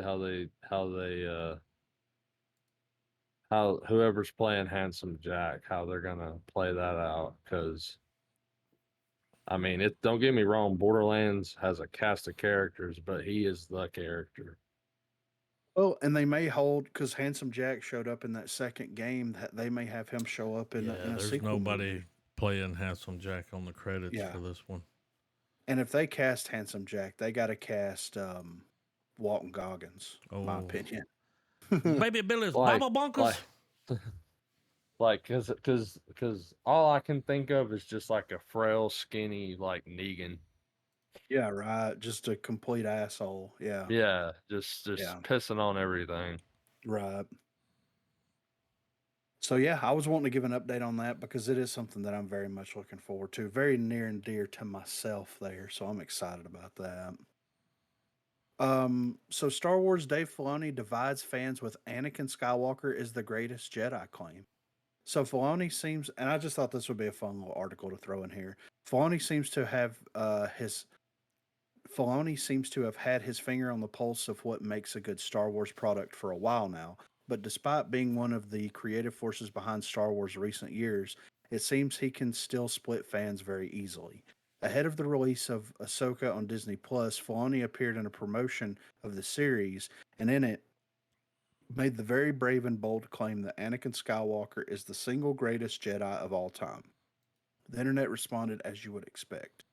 Using the term single greatest anything is always going to stir up plenty of heated debate among fans of even the smallest franchise. So throwing out those words in relation to the Star Wars universe is just asking for trouble. While there were those happy to stand by Filoni's statement, the overriding sentiment was simply that he was completely wrong. Some of the reactions can be seen below, and I'm not going to go into these. Yeah. Of course, every discussion like this comes from the different strokes for different folks. Even Jar Jar Binks has his very, very small fan base who would die on their own hill to defend the character. When it comes to the belief that Anakin is the greatest of a long line of Jedi to grace the Star Wars franchise, there are arguments both for and against this statement, but probably not enough ever definitively end the debate that Filoni has stated ahead of Anakin's appearance in Ahsoka. So, like I said, I thought that was just something that was kind of Yeah. interesting because I mean, saying that Anakin Skywalker is the greatest Jedi, and it's like, I well, mean, he was a villain through 90%. You know, that's what I'm thinking. Well, Like a great Jedi would be able to, like, I don't know, not be a bad guy. right? You know what I mean? well, But I it's think, Darth Vader, dude. We all love fucking Darth well, Vader, right? I mean, that's this is where this. Well, you got to remember too. The last movie isn't called Return of the Jedi because of Luke. It's because Vader becomes Anakin again. and he's He comes badass. back. And theoretically, and granted, he was dying. I get that if we're going to pull hairs with it, but I think it's probably coming from the perspective because I've thought about this honestly, not necessarily as him being the greatest Jedi, but just like Well, Anakin because in order to Skywalker, be a great Jedi, you have to fight off the dark.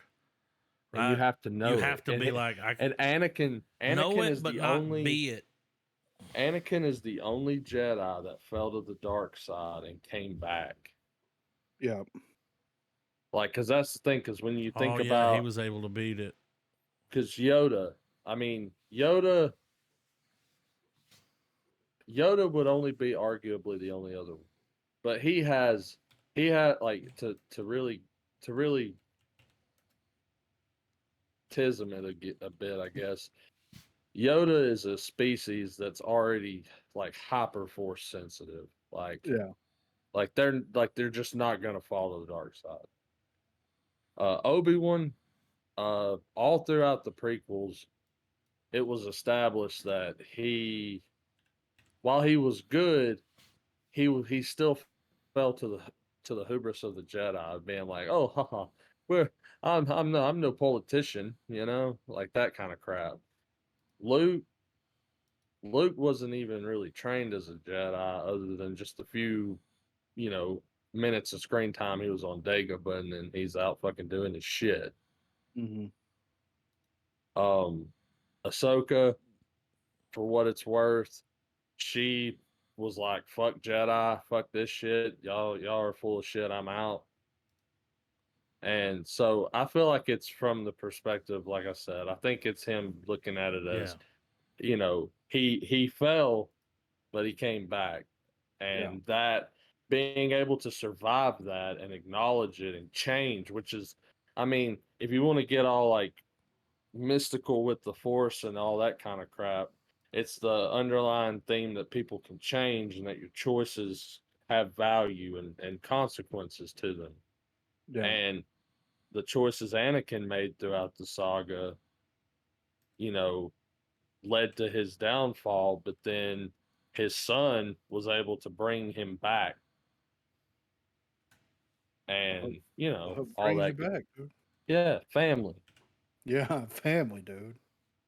So, I just but thought that was kind of a funny article, though, that like it's almost like Filoni's doing it on purpose at this point. You know, he's oh, just like dude, he's I sitting would, there. He's like, "You want me to get these motherfuckers dude, riled up? Hold Watch dude, how on." mad I if make these you're motherfuckers. if you're yeah, if you're Yeah. the head of an IP as popular as Star Wars, um, and you're not trolling the fan base, what are you doing? Yeah, exactly. Exactly. So next up here, James Gunn quashes rumors.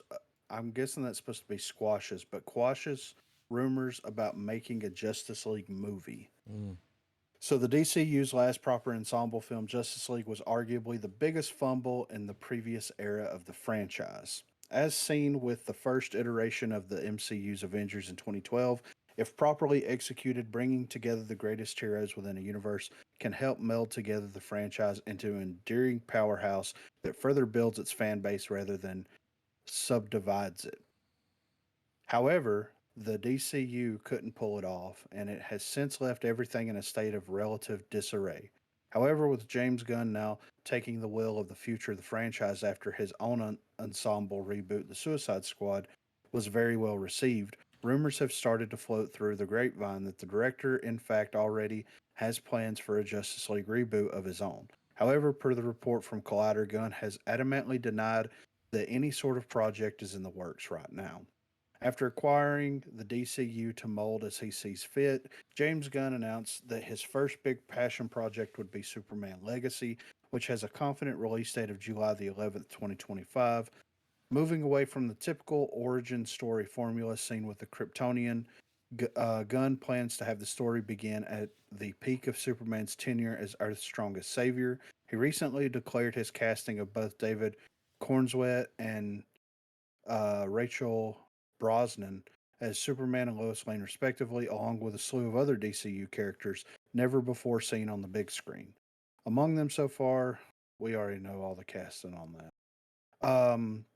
While Gunn has since formally announced the majority of his planned Chapter 1 Gods and Monsters of the DCU, with just over a dozen film and series projects in the pipeline already, fans are, of course, still taking to the internet to form their own theories of what's to come.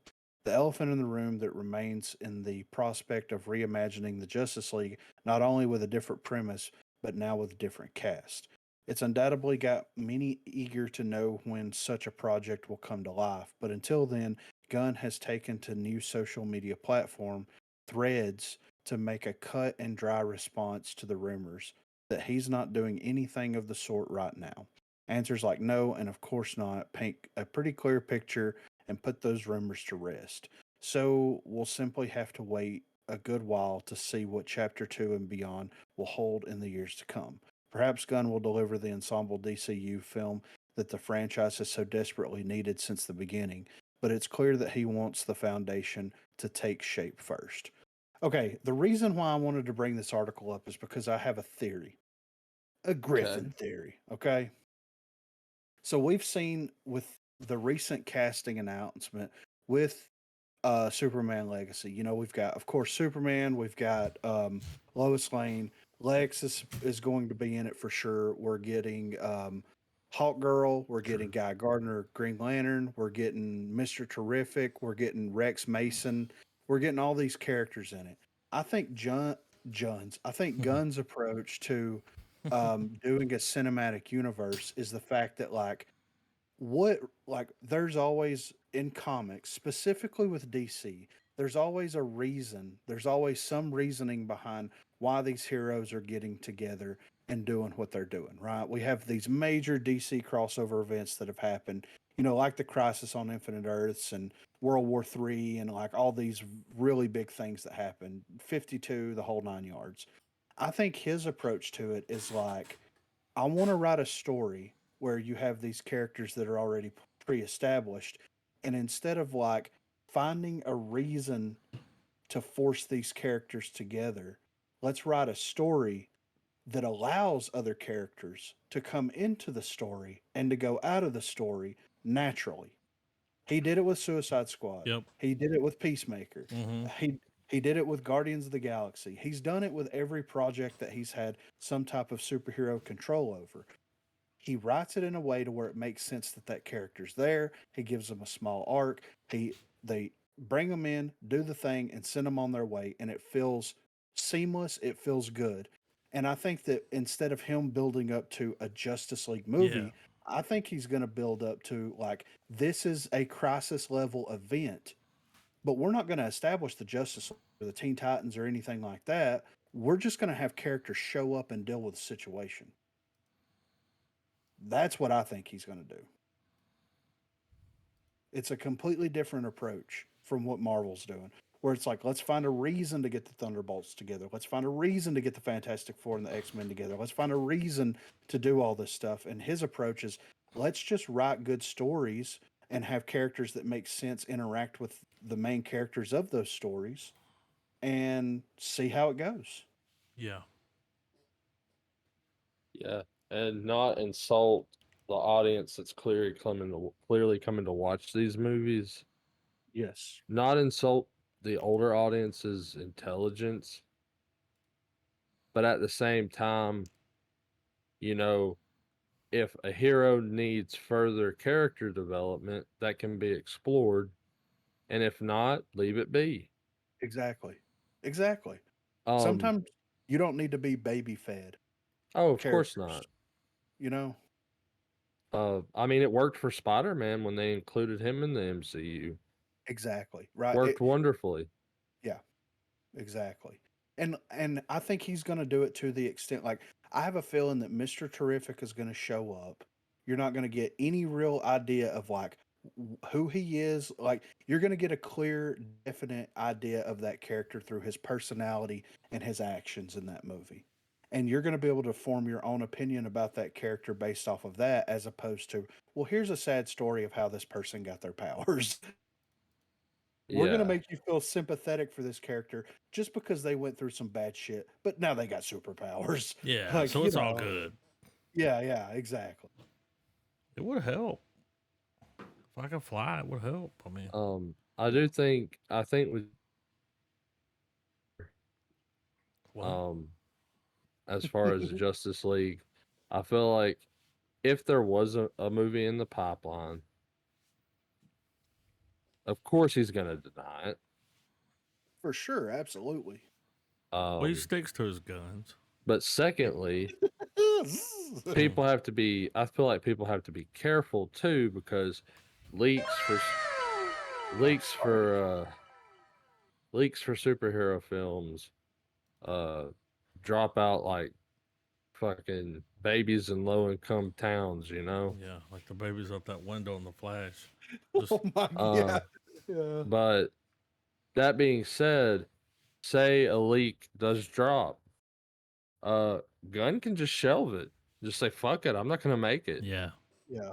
Like if I can't surprise my audience, if I can't tell them a story that comes out of left field for them or whatever, then I'm not gonna do it at all.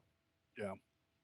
And so, I mean, that's a very real thing too. So I feel like, where we've had in the past, because I don't ever recall a whole lot of films that he's done where, other than official screenshots or stills that are released and everything, which he's always been really, he's smart because he's good about staying in the loop with the audience throughout making these films.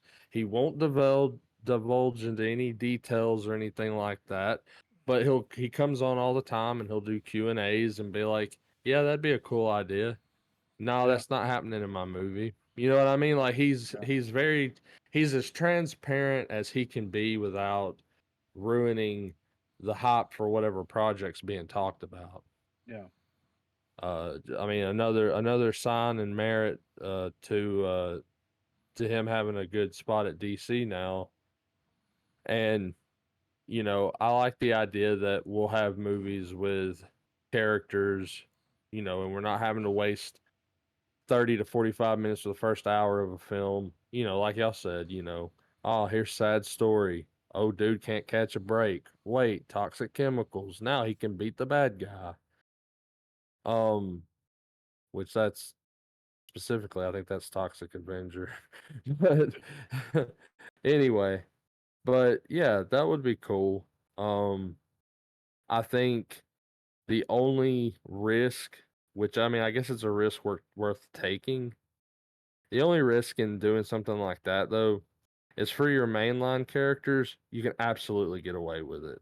Wonder Yeah. Woman, Batman, Superman, all that. We know who the fuck they are. They're literally pop culture. But the thing with Gunn, however, is he likes to pull really obscure characters and make his films. Yeah. Case in point, Suicide Squad and Guardians of the Galaxy. And because of that, though, those characters require arcs that delve into origin. It's their origin stories. And so we'll still get, I feel like we'll very much get those movies. We're obviously getting it in Blue Beetle, and we're going to get that too. But I think, I think as far as like our staple heroes that everyone knows and loves, I think the smart move is to just jump right into the fray. And what gives me hope over Superman Legacy is that, like in the article, it says that they're going to deal with a peak tenured Superman, which is great because unlike Batman and all of that, I'm getting really bored, not so much with the origin story, but like, oh, I've been hero for 2 years. I still ain't that good, y'all. Like those movies, like particularly with Batman, I'm kind of over the early phase, like he ain't quite who he should be yet type of thing. Mhm. I'm ready for the balls to the wall movies where, you know, crazy shit is just popping off left and right. And some of it has explanations critical to the story, and some of them don't. They're just there. I'm ready for that shit. Yeah. I'm the same way. And, I think that he's going to test the waters with some of these lesser known characters. I think that they'll be, he may fast track like a somewhat, quick origin story for some of the characters. I mean, I'm just interested to see like how he's going to handle all of this stuff, but I really think that he's going to leave it up to where like Peacemaker, for example, got a small little snippet of like his backstory in Suicide Squad. Everybody loved him. He decided to make a television series where he tells his origin story without telling his origin story. Yeah, Because like you see and his roots there with his father and all of that stuff. So absolutely. And I agree with you wholeheartedly in thinking that um we're not going to get a movie that's like DC Studios presents the Justice League.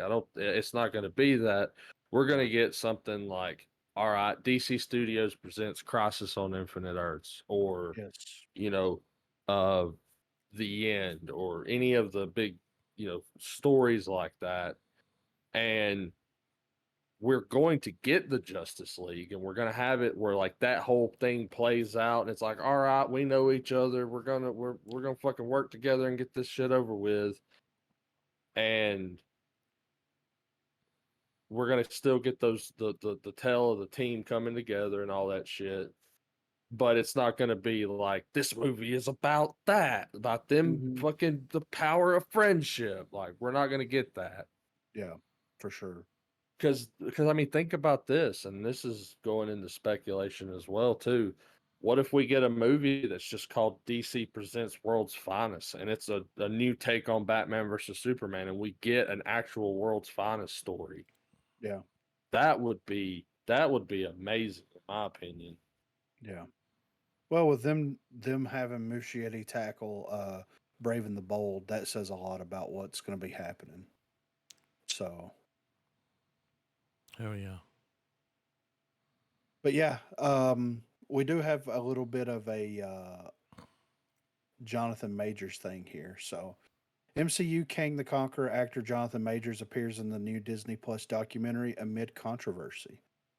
So, in a recent released addition to the assembled series of Marvel documentaries, the film covers behind the scenes footage of Ant Man and the Wasp Quantumania, starring Paul Rudd, Jonathan Majors, and the rest of the cast. Majors is set to play the antagonist King the Conqueror in Phase 5 and 6 of the MCU. Having already appeared in Loki and Ant Man and the Wasp Quantumania, he is next due to appear in Loki Season 2, and his time in the role will end with Avengers Kang Dynasty and Avengers Secret War. The Kang actor is featured uh, is featured in a 5-minute section surrounding his He Who Remains variant role in Loki and behind the scenes footage of the latest Ant-Man film. In an interview, Major stated his gratitude for his inclusion in the MCU. The Ant-Man franchise within the MCU has a very clear ethos, has a very clear rhythm to it. I had the benefit of stepping into a song that was already playing. The actor also expressed his sentiment about wearing his Kang costume during filming. Starting out, they brought the costume completely into the trailer, and it did take a moment. And then once I put it on, I went, this is it. There are very few moments in my life where you go, this is it. This is an energy within the suit. It literally makes you stand up straight. That's just how it's built.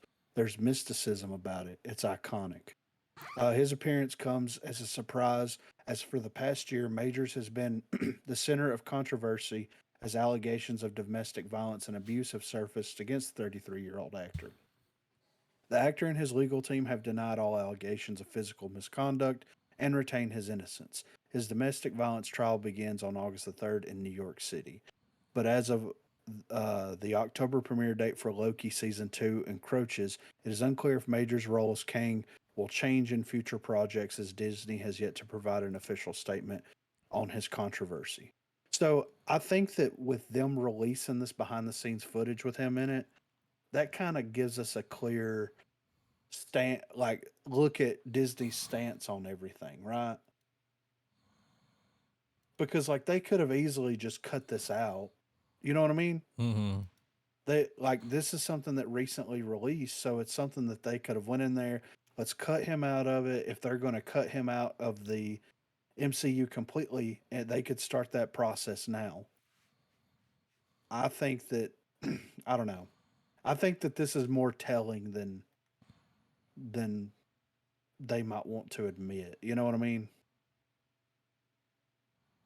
So, but August the 3rd, so that's coming up like what next week? Yeah. So, yeah. So next Thursday. So, I'm going to be keeping an eye out on the news cycle to see kind of what's going on with that cuz, I'm interested to see how that whole situation plays out. So, last thing here, I thought that this was kind of interesting. AMC drops better seating ticket incentive initiative.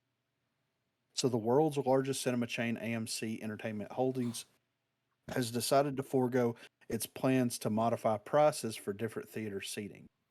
Earlier this year, the company announced that it would implement a pricing tier list called Sightline, which would charge moviegoers more or less based on the seating arrangement.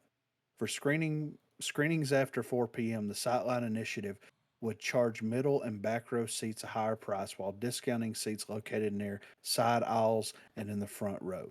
This initiative hoped to incentivize moviegoers who wish to have a better cinema viewing experience to pay extra for a desirable seat. However, after several trial audiences, reports showed that moviegoers weren't willing to pay extra for better viewing, nor were motivated to buy discount prices. As a result of the pandemic, high economic inflation, and the recent popularization of streaming platforms, theaters have struggled to encourage audiences to spend the extra dollar to travel and sit in a theater. Bloomberg Intelligence researchers have estimated this year's annual revenue at $9 billion for North America theaters. This report is significant because it shows the destructive impact, Jesus Christ, of COVID-19 pandemic on the industry. The box office average revenue pre-pandemic was about 11 billion annually, according to industry insiders. Around 49% of pre-pandemic moviegoers have stopped going to the theaters. Poor quality films like The Flash have also discouraged Mm-hmm. moviegoers from purchasing tickets.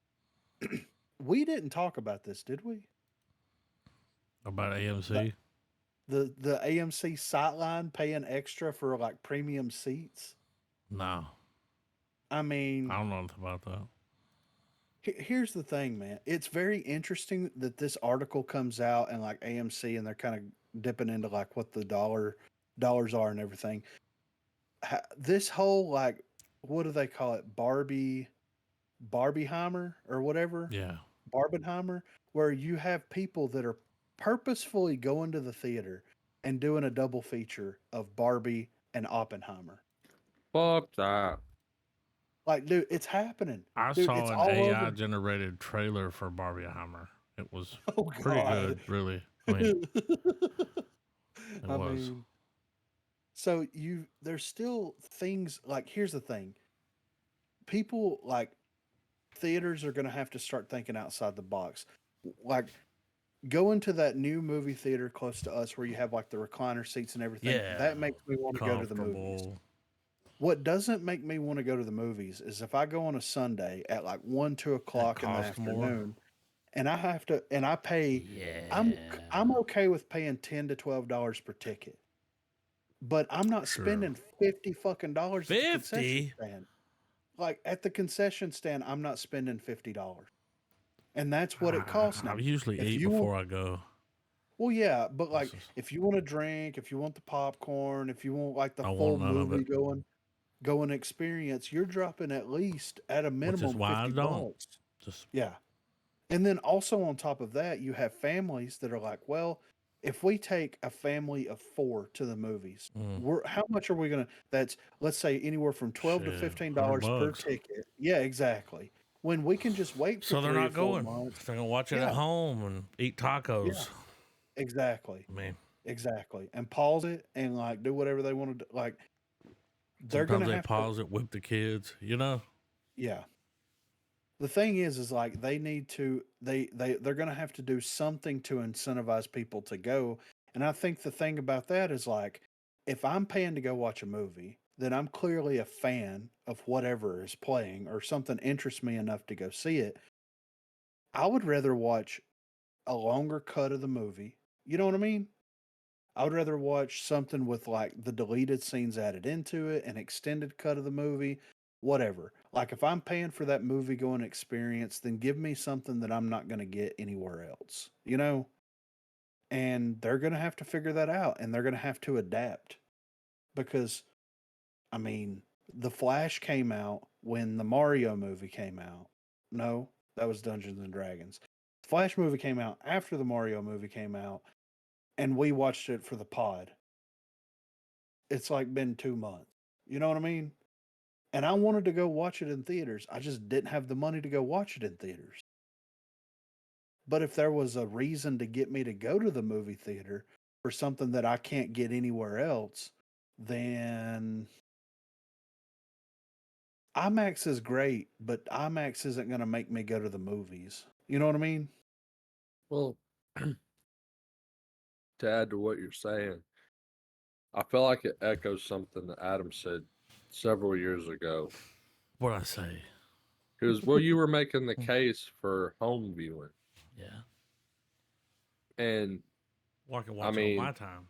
to paraphrase it, man, like, you know, all the streaming, everything that we have access to now, it was, we were calling it years ago. Like, it's taken hold.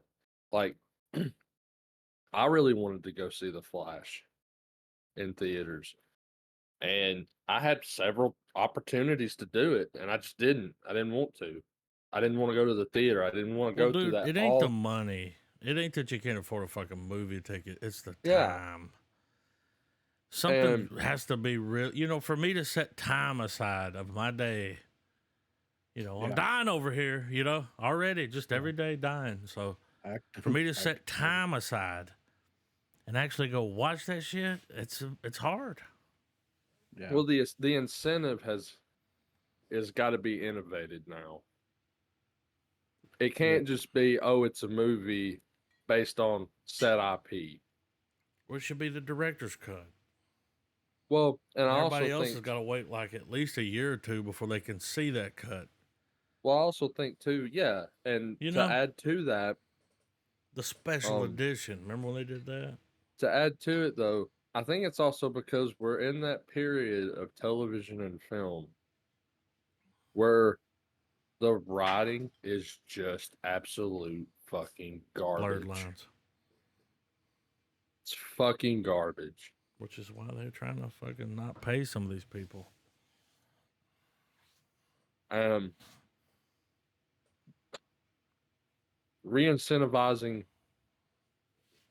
theater turnout starts with being able to put out a good movie and let it generate buzz. But man, that's a tall order because even Maverick couldn't really pull everything back like it should. Yeah. You know, Tom Cruise is taking the angle with minimal special effects. Like, let's do this, the big stunt. And Maverick made like $1.4 billion. no, I mean, I'm not saying it's not that, Oh, okay. I these was like, films aren't unsuccessful. it was the biggest movie since COVID. Now, The Way of Water has made, 2.3. I mean, Yeah, but with a B. it was foreign. Yeah. Dude, Dude, speaking of that, I sat through that shit. The Way of Water. Mm-hmm. Dude, James Cameron. There was a rumor that came out that he was going to make a movie about the people that went down the submarine.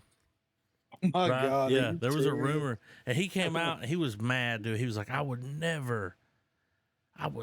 he was pissed off. He came out, and it's like, dude, you made a movie about the Titanic where all those people died. Like, you Yeah, already did it once. Yeah. Yeah, fuck.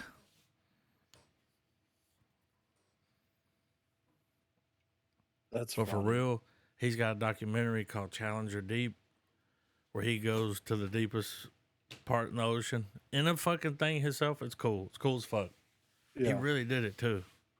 For real. Balls of steel. You know? For real. I want James Cameron to direct a Gundam movie. Well, I he's pretty mean- booked for Avatar for the next 25 years. I'd say. So. Oh, I mean, yeah, of course. But I'm just saying, can like hope.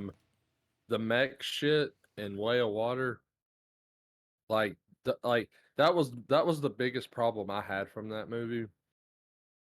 Is I had more fun and enjoyment out of the movie when it would cut to the people we're supposed to hate than I did like, because like, let's face it, all Avatar is Fern Gully.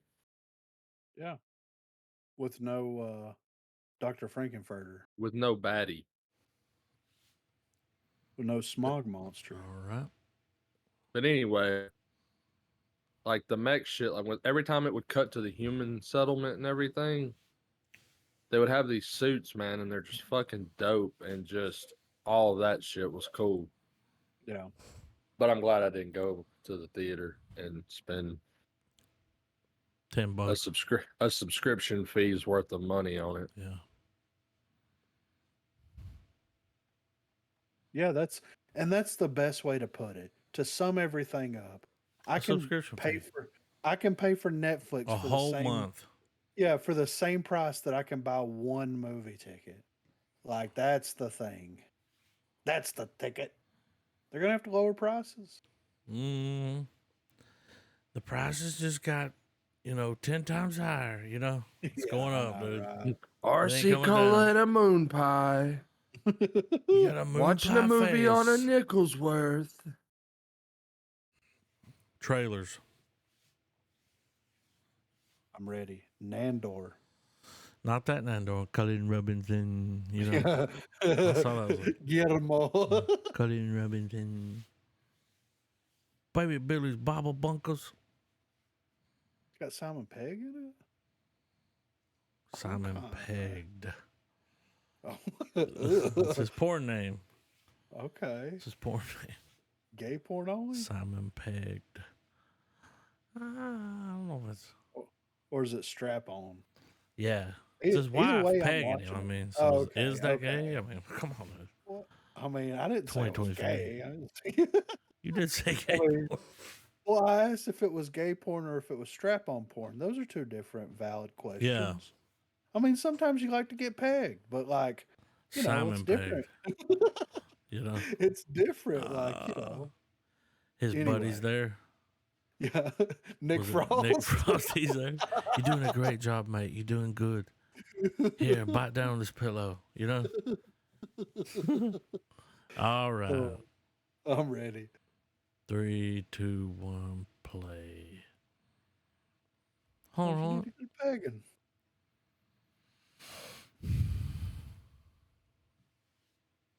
His voice.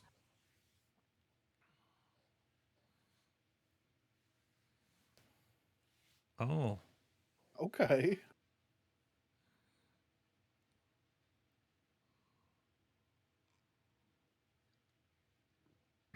I'm Jeff.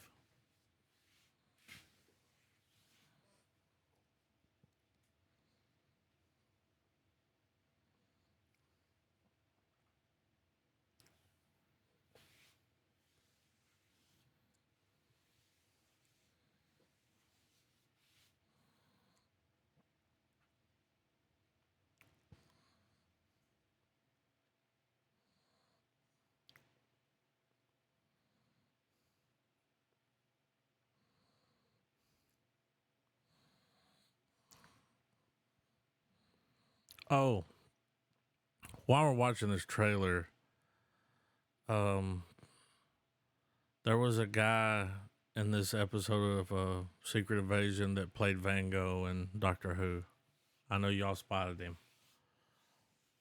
I was wondering. That was him, dude.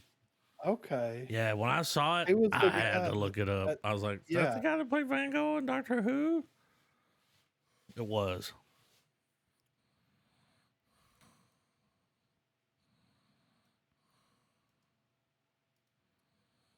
Are they? It's Minnie Driver. Thought I recognized her.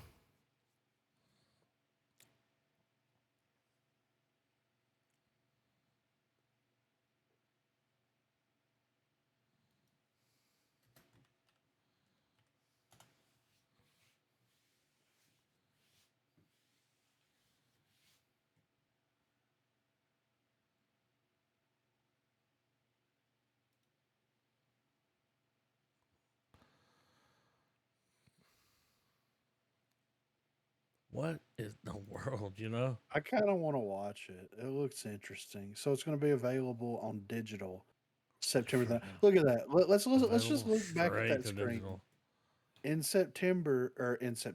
In theaters September the 1st, but you can buy it on digital September the 19th. That's the problem. That's why nobody goes. Dude, how fast did the Flash make it? Yeah, It's exactly. just, there it is. Watch it. Yeah.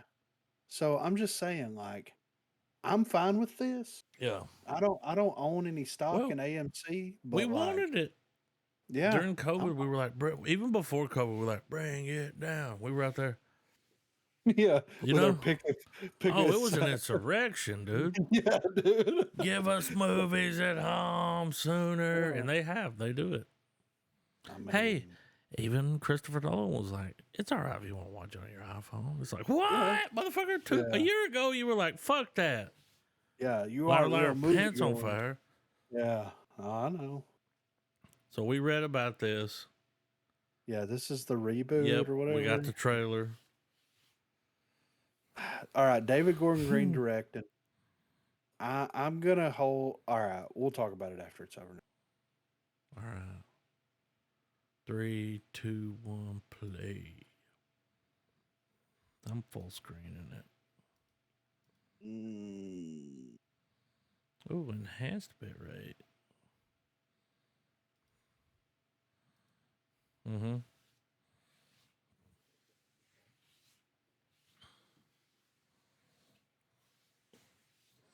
Oh, Yellow King.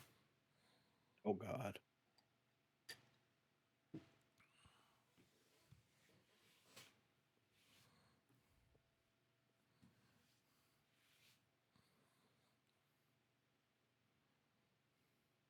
Mm.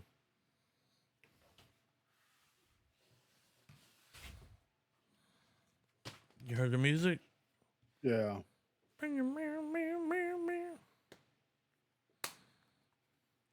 But he was thinking it.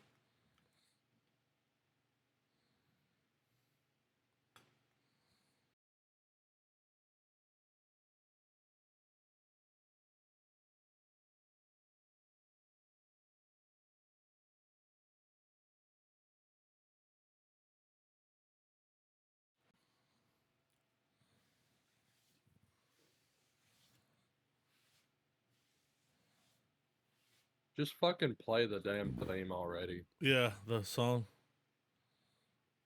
Oh.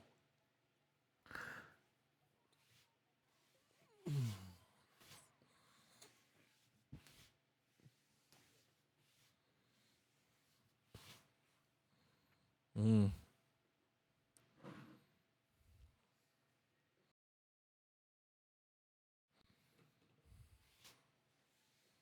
What?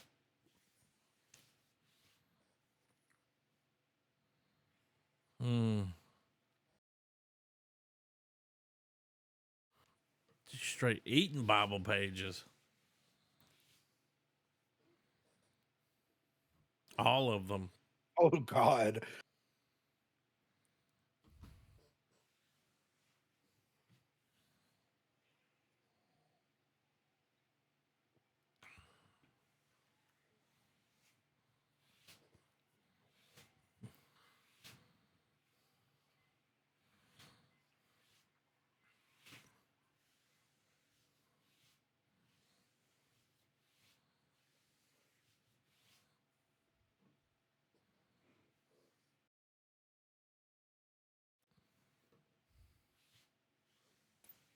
Mm-hmm.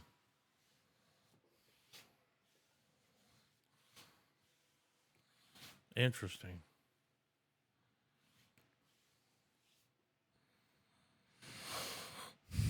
Okay, here's what I'm gonna say about it. If I watch it and you're gonna have the chick be the one that exercises these demons out of these girls, Mm.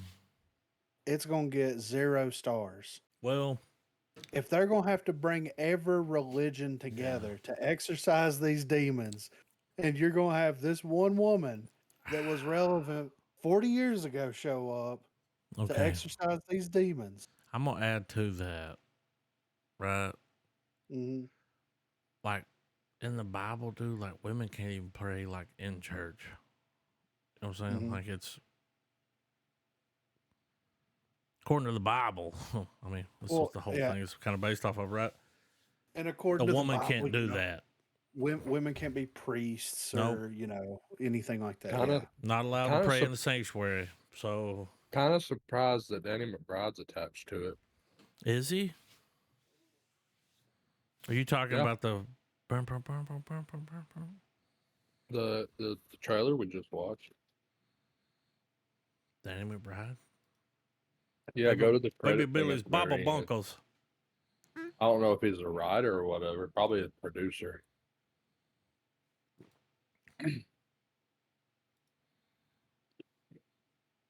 Well, him Well, and David Gordon Green worked on those Halloween movies yeah, together. So I remember. Here's my thing. Shit like this don't scare anybody anymore. yeah. Like it don't. Okay. Like there's a very niche audience that's Oh, gonna get creeped out by this. David Gordon Green's the director. Hmm. So I see. The story was by Scott Teems, Danny McBride, and David Gordon Green. So I might have to like peep it because they've left Halloween and moved over to. well they're The doing these Exorcist. legacy horror films. So Yeah.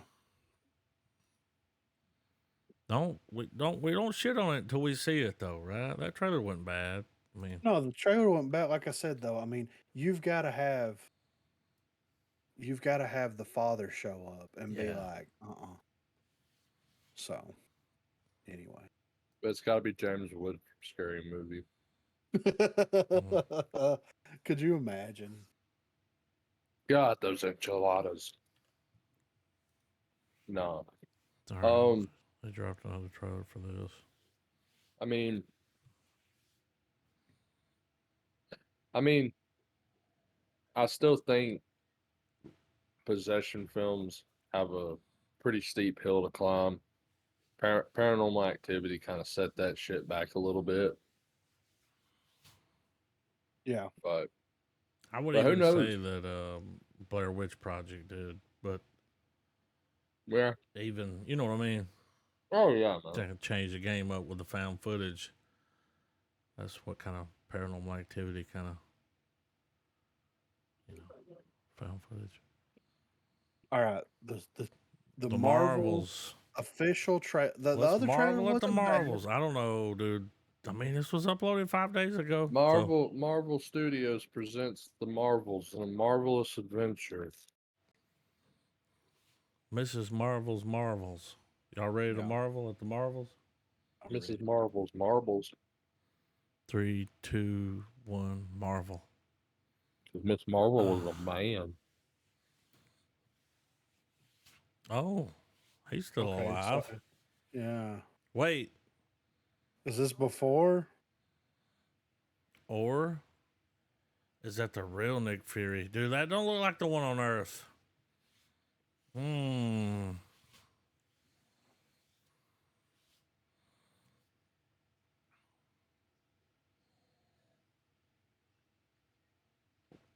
It's almost like Disney's talking to her.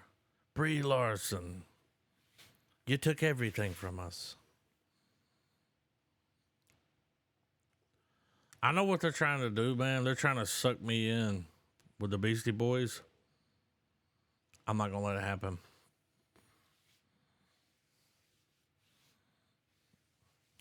That Nick Fury looks different, does he not? Look at him. Yeah. The other one had a longer beard. Harris.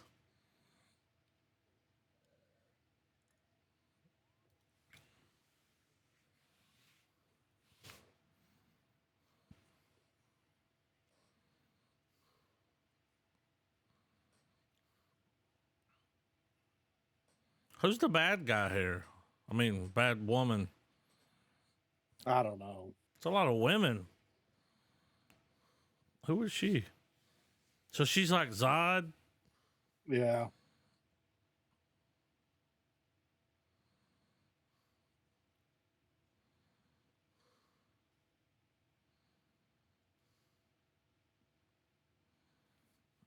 Oh, is this a show? No, this is a movie. Oh. Brie Larson's lost some weight. She's like super skinny now. Look, that Nick Fury does not look like the one in the show. The beard. Beard's weird. That beard's all like nice and trim. The other one kind of had a rough beard, right? I think the scars on his eye were a little different. I don't know. Oh, the 3 lines? I'm Yeah. just saying. Anywho, We got another possession movie here. we got a few, dude. Tis the It is get- season. Yeah, you know? it is getting close to Halloween. you're Yeah. right. Let's try to be unoriginal for the next Yeah. 3 months. You know, Dude, it was hard finding trailers. It really was. it's all good. You guys don't know my struggle. All right. A Haunting in Venice. I remember this one. This is Ooh, we saw a teaser. Hell yeah. Yeah. Yeah. It's got a. What's the chick from 30 It's Rock? got stare at the bagel in it. 30 Rock. Tina Fey. That's it. So the comedy. Wait. I'm talking about the chick from Everything All at Once. You like that? Yeah, she's in this. So it's her and Tina Fey. Yeah. Okay, I had to make sure that was real. It's real. That's there. Okay. I had to fix the end. I don't know why it pops like that. I'll do it. But 3, 2, 1, play. You hit that when people are mouth breathing. Yeah. So is she like?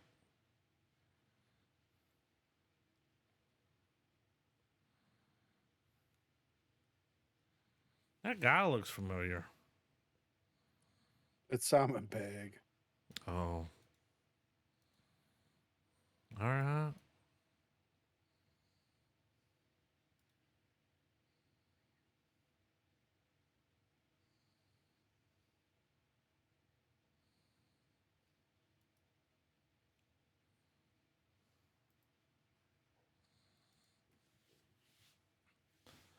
The only movie like this I'm excited about is the one where it's that A24 where they put their hand on that hand. Yeah, I'm excited for that. the hand job movie. Yeah. This might be good.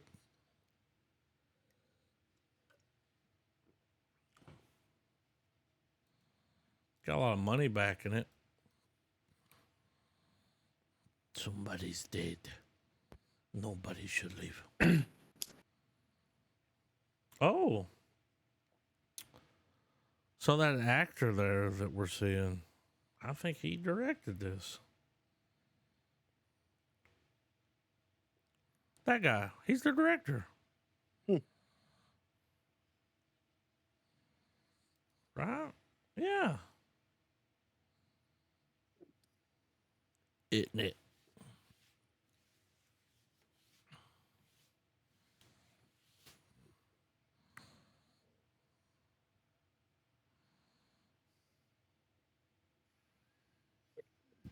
The one chick is the chick from fucking Yellowstone. I recognize her. It's Knives Out with ghosts. It's Knives Out with Ghost. It's Tina Fey's over here. She's like, I'm Sherlock Holmes. With the exception of Tina Fey, this is one of those movies that's going to awkwardly be good, but it's only because of the cast, not Yeah. because the writing's good. Mm-hmm. I've been there before. Yeah. You remember? I mean, it's Knives Out, but we ain't got Your Honor. May I approach the bench, Your Honor? Let me tell you something. He's like, The ghost objection. was real. Overruled, Your Honor. The- Overruled, Your This Honor. document right here says Your Honor, Tina Fey was on SNL, and this she did.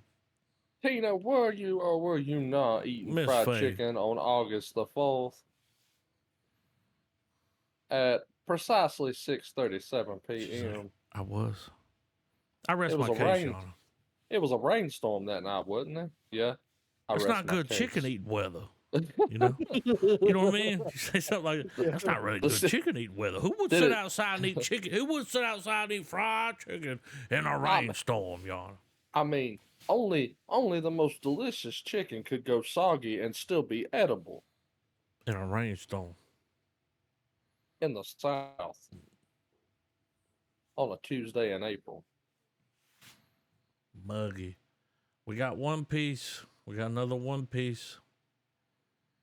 He pulls his jaw Good. in this one. I saw a thumbnail where he pulled his jaw.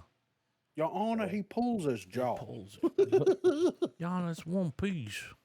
Not two, just one. Not three, four, If five. it's called It's One Piece, Your Honor, why so many of it? I'm ready. All right, 3, 2, 1, play. It's a long trailer. 3 minutes. All right, well, this is the real Nothing trailer. good ever came from a man in chains.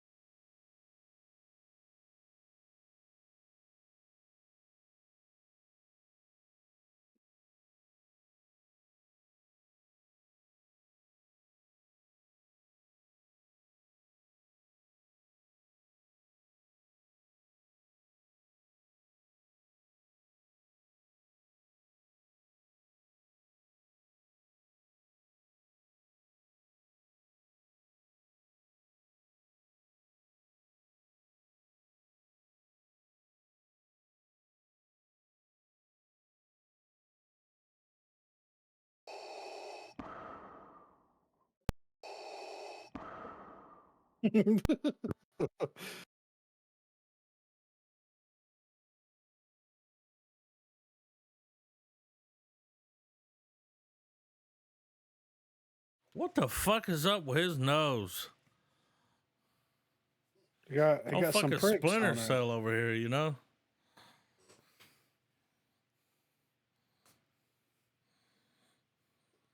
There it is.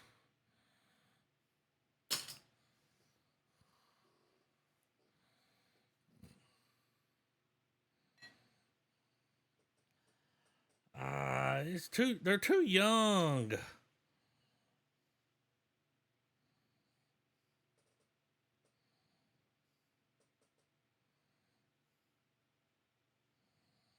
I mean, it looks over the top. It looks like it's they not made captured- for us, though. Right? Well, It- You see it that? You feel looks- it? I It feel looks like it looks like a light-hearted, like it looks like a light-hearted show. Now Yeah. the anime on the other hand gets off the rails. Sure. I mean, but all of them do. Mhm. So there is But that. they got that fucking Pirates of the Caribbean soundtrack though. They let them use Yeah. that for it, didn't they? Dun, dun, dun, Yeah. dun. I just expect to see. No, but what about the Rome? You know? I'm surprised that trailer showed as much as it did. I don't know anything about most of One Piece. Like I sat through an arc that's like 100 episodes into the show, so I don't even think that's gonna touch that shit. But but I mean, as far as like the world building of like the world of One Piece with the Grand Line and how their world's whole like setup is different and all that, like that's gonna be interesting to see. I'm probably gonna check it out with Chloe because she loves One Piece, so um I'll be probably watching it anyway. Yeah. I mean, once I catch up on everything, I may give it a go. I mean, I got a lot of You're stuff like to 10 watch. years behind, dude. I know. It's bad. Like I got a retirement list. We've already been through Yeah. this. Yeah. Baby Billy's Baba Bunkers. But Gen we got V? this is the spinoff of The Boys. Okay. It's like a school for mutants. I don't know. Yep. All right. All right. 3, 2, 1, play. They're putting what's his name in Mortal Kombat? Homelander? Mm-hmm. Yeah, and yeah, I saw it. Peacemaker. You And saw the little Peacemaker, thing? yeah. Yeah. It's pretty cool.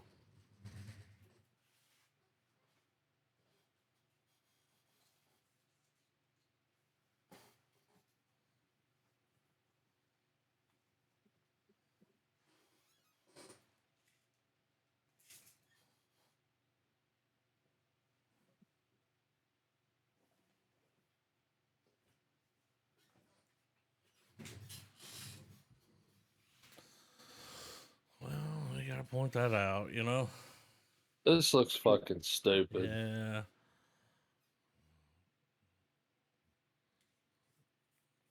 Don't let this turn you off The Boys. He said, "Dick." What's she gonna find?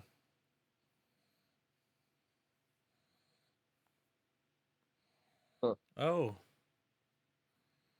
Now we're getting into the over top. Because it's. I saw a man go through another man's pee hole, you know? On The Boys.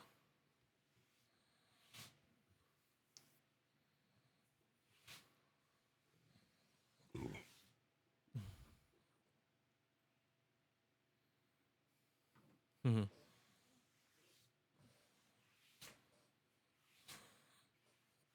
Shit like this is gonna cheapen that the mainline show. Well, it's coming to an end. That's why they're building this. Yeah, gotta milk that teat Yeah. just a little more. I didn't drop the trailers, but you know, Walking Dead ended. They got the Andrew. What's his name? Lincoln. They got that spinoff with him and Michonne. They got one with fucking Irish dude. There was a gunfight here. Yeah, the Daryl Dixon. There's like 3 spin-off. spinoffs off that one show. And it's like, well, the show's not over. Let's get spinoffs. Let's get everybody get there. You know what I mean? Just fucking well, give it up, dude.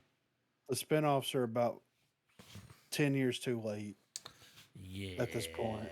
You know what I mean? Like it's I'm not gonna watch it. I mean, They're fucking pointless. maybe after I watch One Piece, mm-hmm. then I'll finish The Walking Dead and watch the Mhm. spinoffs. To, you know what I'm saying? So you're saying you're never gonna watch One Piece? No. I mean, That's the takeaway. that's what it there. sounds like. I mean, well, as soon as I watch One Piece, I'll finish The Walking Dead. It's like, okay.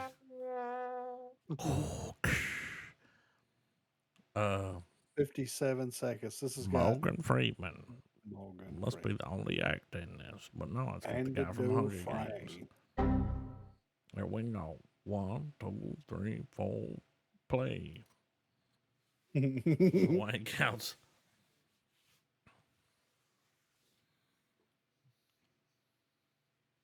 Oh yeah, it's got PETA in it. It's like Hunger Games. It's one hell of a mood ring. It's the ring.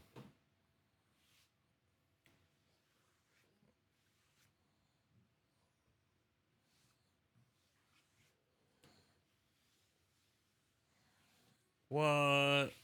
Whoa.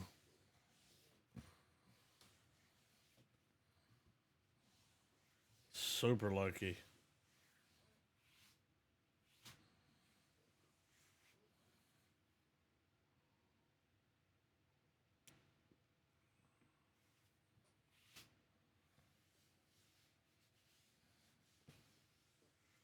Oh.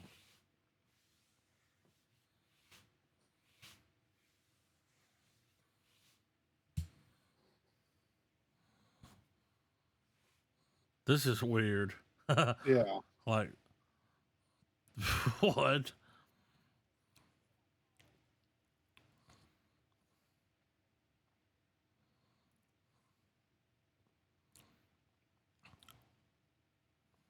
So he's playing God in this movie too. Yeah, basically. Yeah. Ah.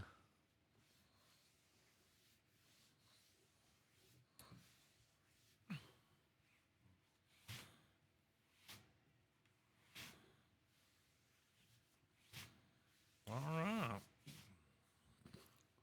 Well, that's a movie. My, how the mighty have fallen.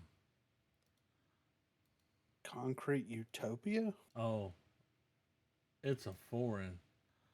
Okay. I ran across this and was like, man, that would be fucked up if that happened. You'll see. It's only a minute long. Yeah, it's like a end of the world type thing. It don't take long to show you the end. You know what I'm saying? Yeah. It's bad, Yeah. dude. They cram a lot into it, so you might want to slow it down, put it on like I don't know, like 0.75 or nah, don't do that. All right. All right, 3, 2, 1, play.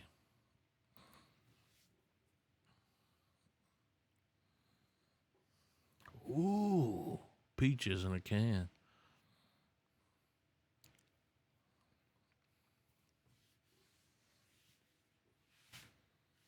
Remember the toilet paper? Mm-hmm. You see this?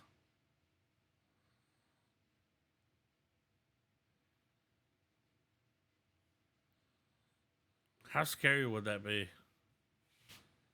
I don't even want to think I would about just it. give up. Just don't even try.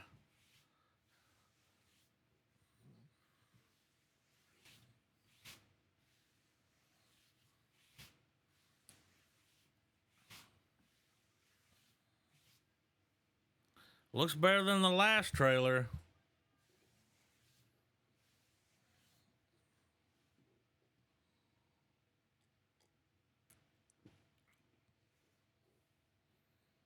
I'll tell you do a trailer in a minute. Just Is it a movie or a I think series? so. Okay. Looks pretty good. Probably would work pretty good as a series though. Netflix should Yeah. cop it. Yeah, right. Oh, what is this? HBO original. Max. This has Paul Giamatti. Mhm. He's All showing right. up. He must be broke. Yeah. He started to Yeah. pop back up. He's like, taxes? Gotta Yeah. pay the taxes, you know?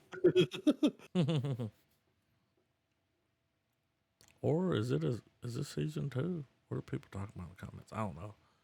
Anyway, 3, 2, 1, play.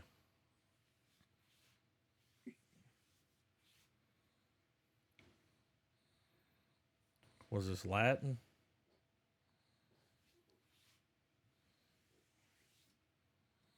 Italian.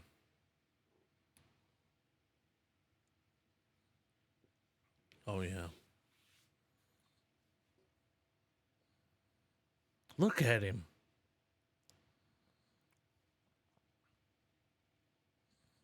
This is a show? Oh.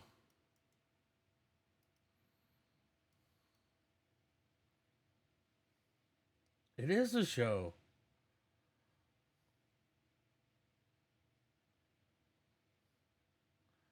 It's got almost a 90% rating. Gonna have to peep that.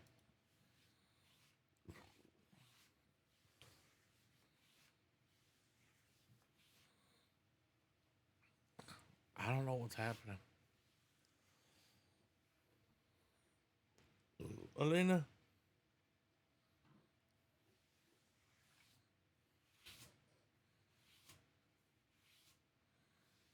What's happening? The Does anybody devil. understand? Was that Michael Jackson? Yes. Oh. So it's got something to do with Vatican for sure, right?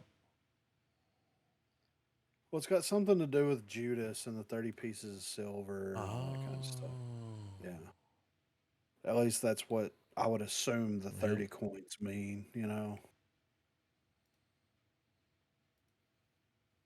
Season Dear 1 came out in David. 2020. So it's They had to been put a it off, while. Yeah, COVID. you know. Yeah. Oh yeah. We got this trailer. Why is my shit not pausing when I open it? I don't know what's happening. Alright, drop my comment. Dude, some guy commented. I always leave the comment real estate was here. Some Yeah. guy commented on it was like, Big Ken, who cares? And I went to his page and it was like, I'm an actor, this and that, you know. Okay. You should have asked him if he wanted to come on the pod. Well, I looked at our followers and our views and his, and I was like, who cares about you? You know? That's what I did. I looked at that and was like, I almost said Yeah. something, but I was like, nah. Yeah. I'm Cheese. It's cheese. good. Yeah. Crumbs. Let the rats have it. All right, you guys ready? Dear David. 3, 2, 1, play. Lionsgate. Oh God.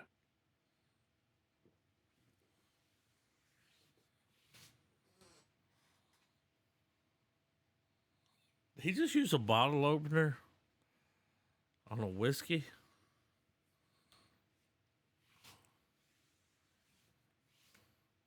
Did you say earlier that James Gunn was on Threads? Yeah. Ew. Oh.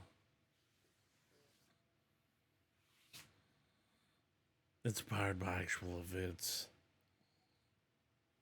He didn't know that his rocking chair could rock while he was sleeping. Sleep paralysis demon. Yeah.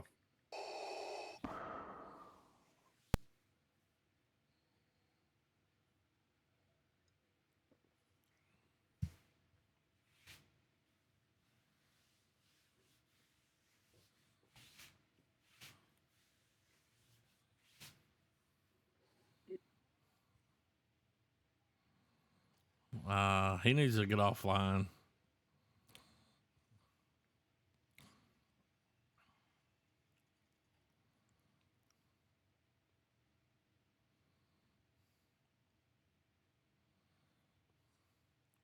Knives don't work. Mm.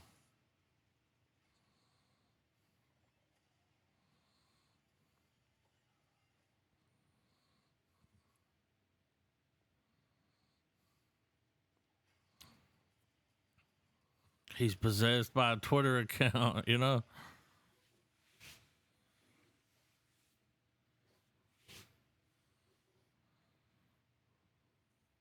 How the fuck is this inspired by a true story? Ah, There's no way that there's a rogue fucking ghost fucking using Twitter Twitter. account. Yeah. That's, Yeah. It's like, dude. I mean, And first of all, they got rid of Trump off Twitter. Why can't they get rid of the yeah, ghost? get rid of account? David. Get David off Yeah, Twitter. Yeah, come on. What the fuck?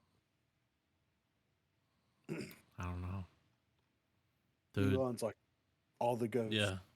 We can We we're have to rebranded. like you know it's as call X now.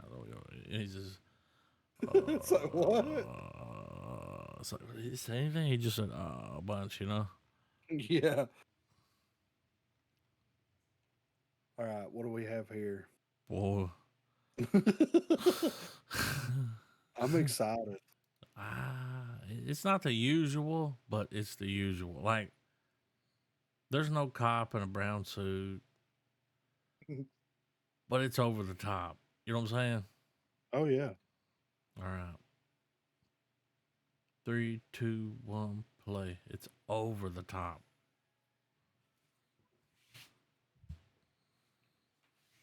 Uh-huh. Who are these? Okay. Just wait.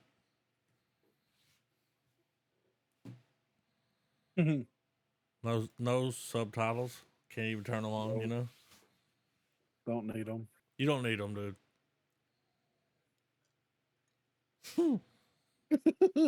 All right. Second movie. Is this the You know? Macarena?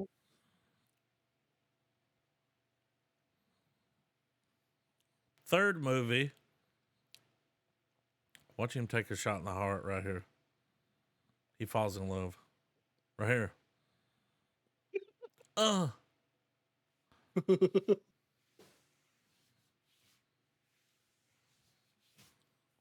Fourth movie.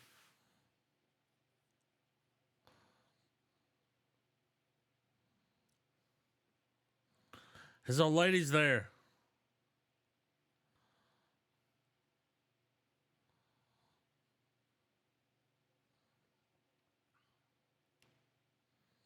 Evil Dead.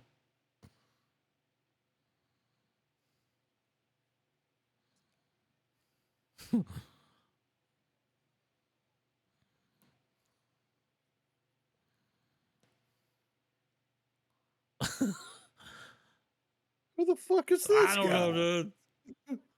I don't know. Oh. What's happening?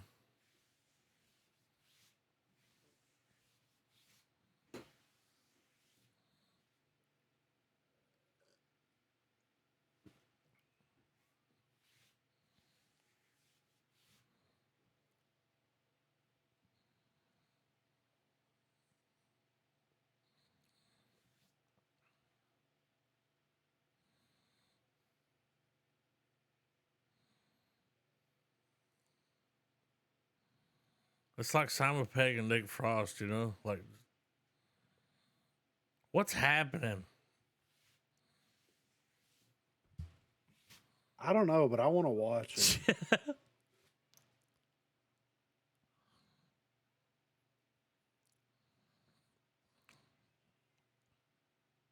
Is this a sequel?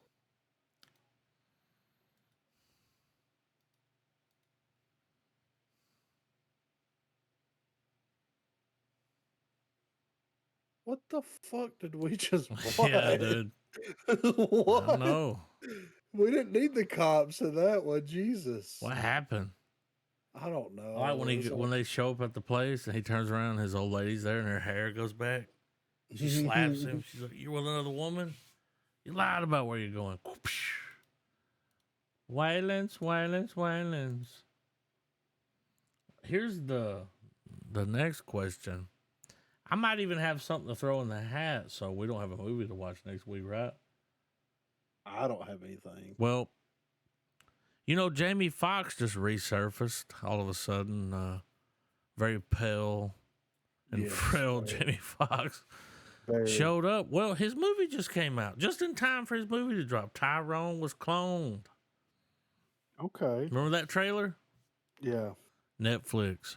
Are you guys down to watch that? I'm down. Tyrone? It's weird how he just showed up like right when the movie was supposed to come out. And it was like, yeah, I'm fine. Everything's all right. It's like, you don't look all right, man. Like, you look different. I'm down with that. What do you think, Trav? Sure.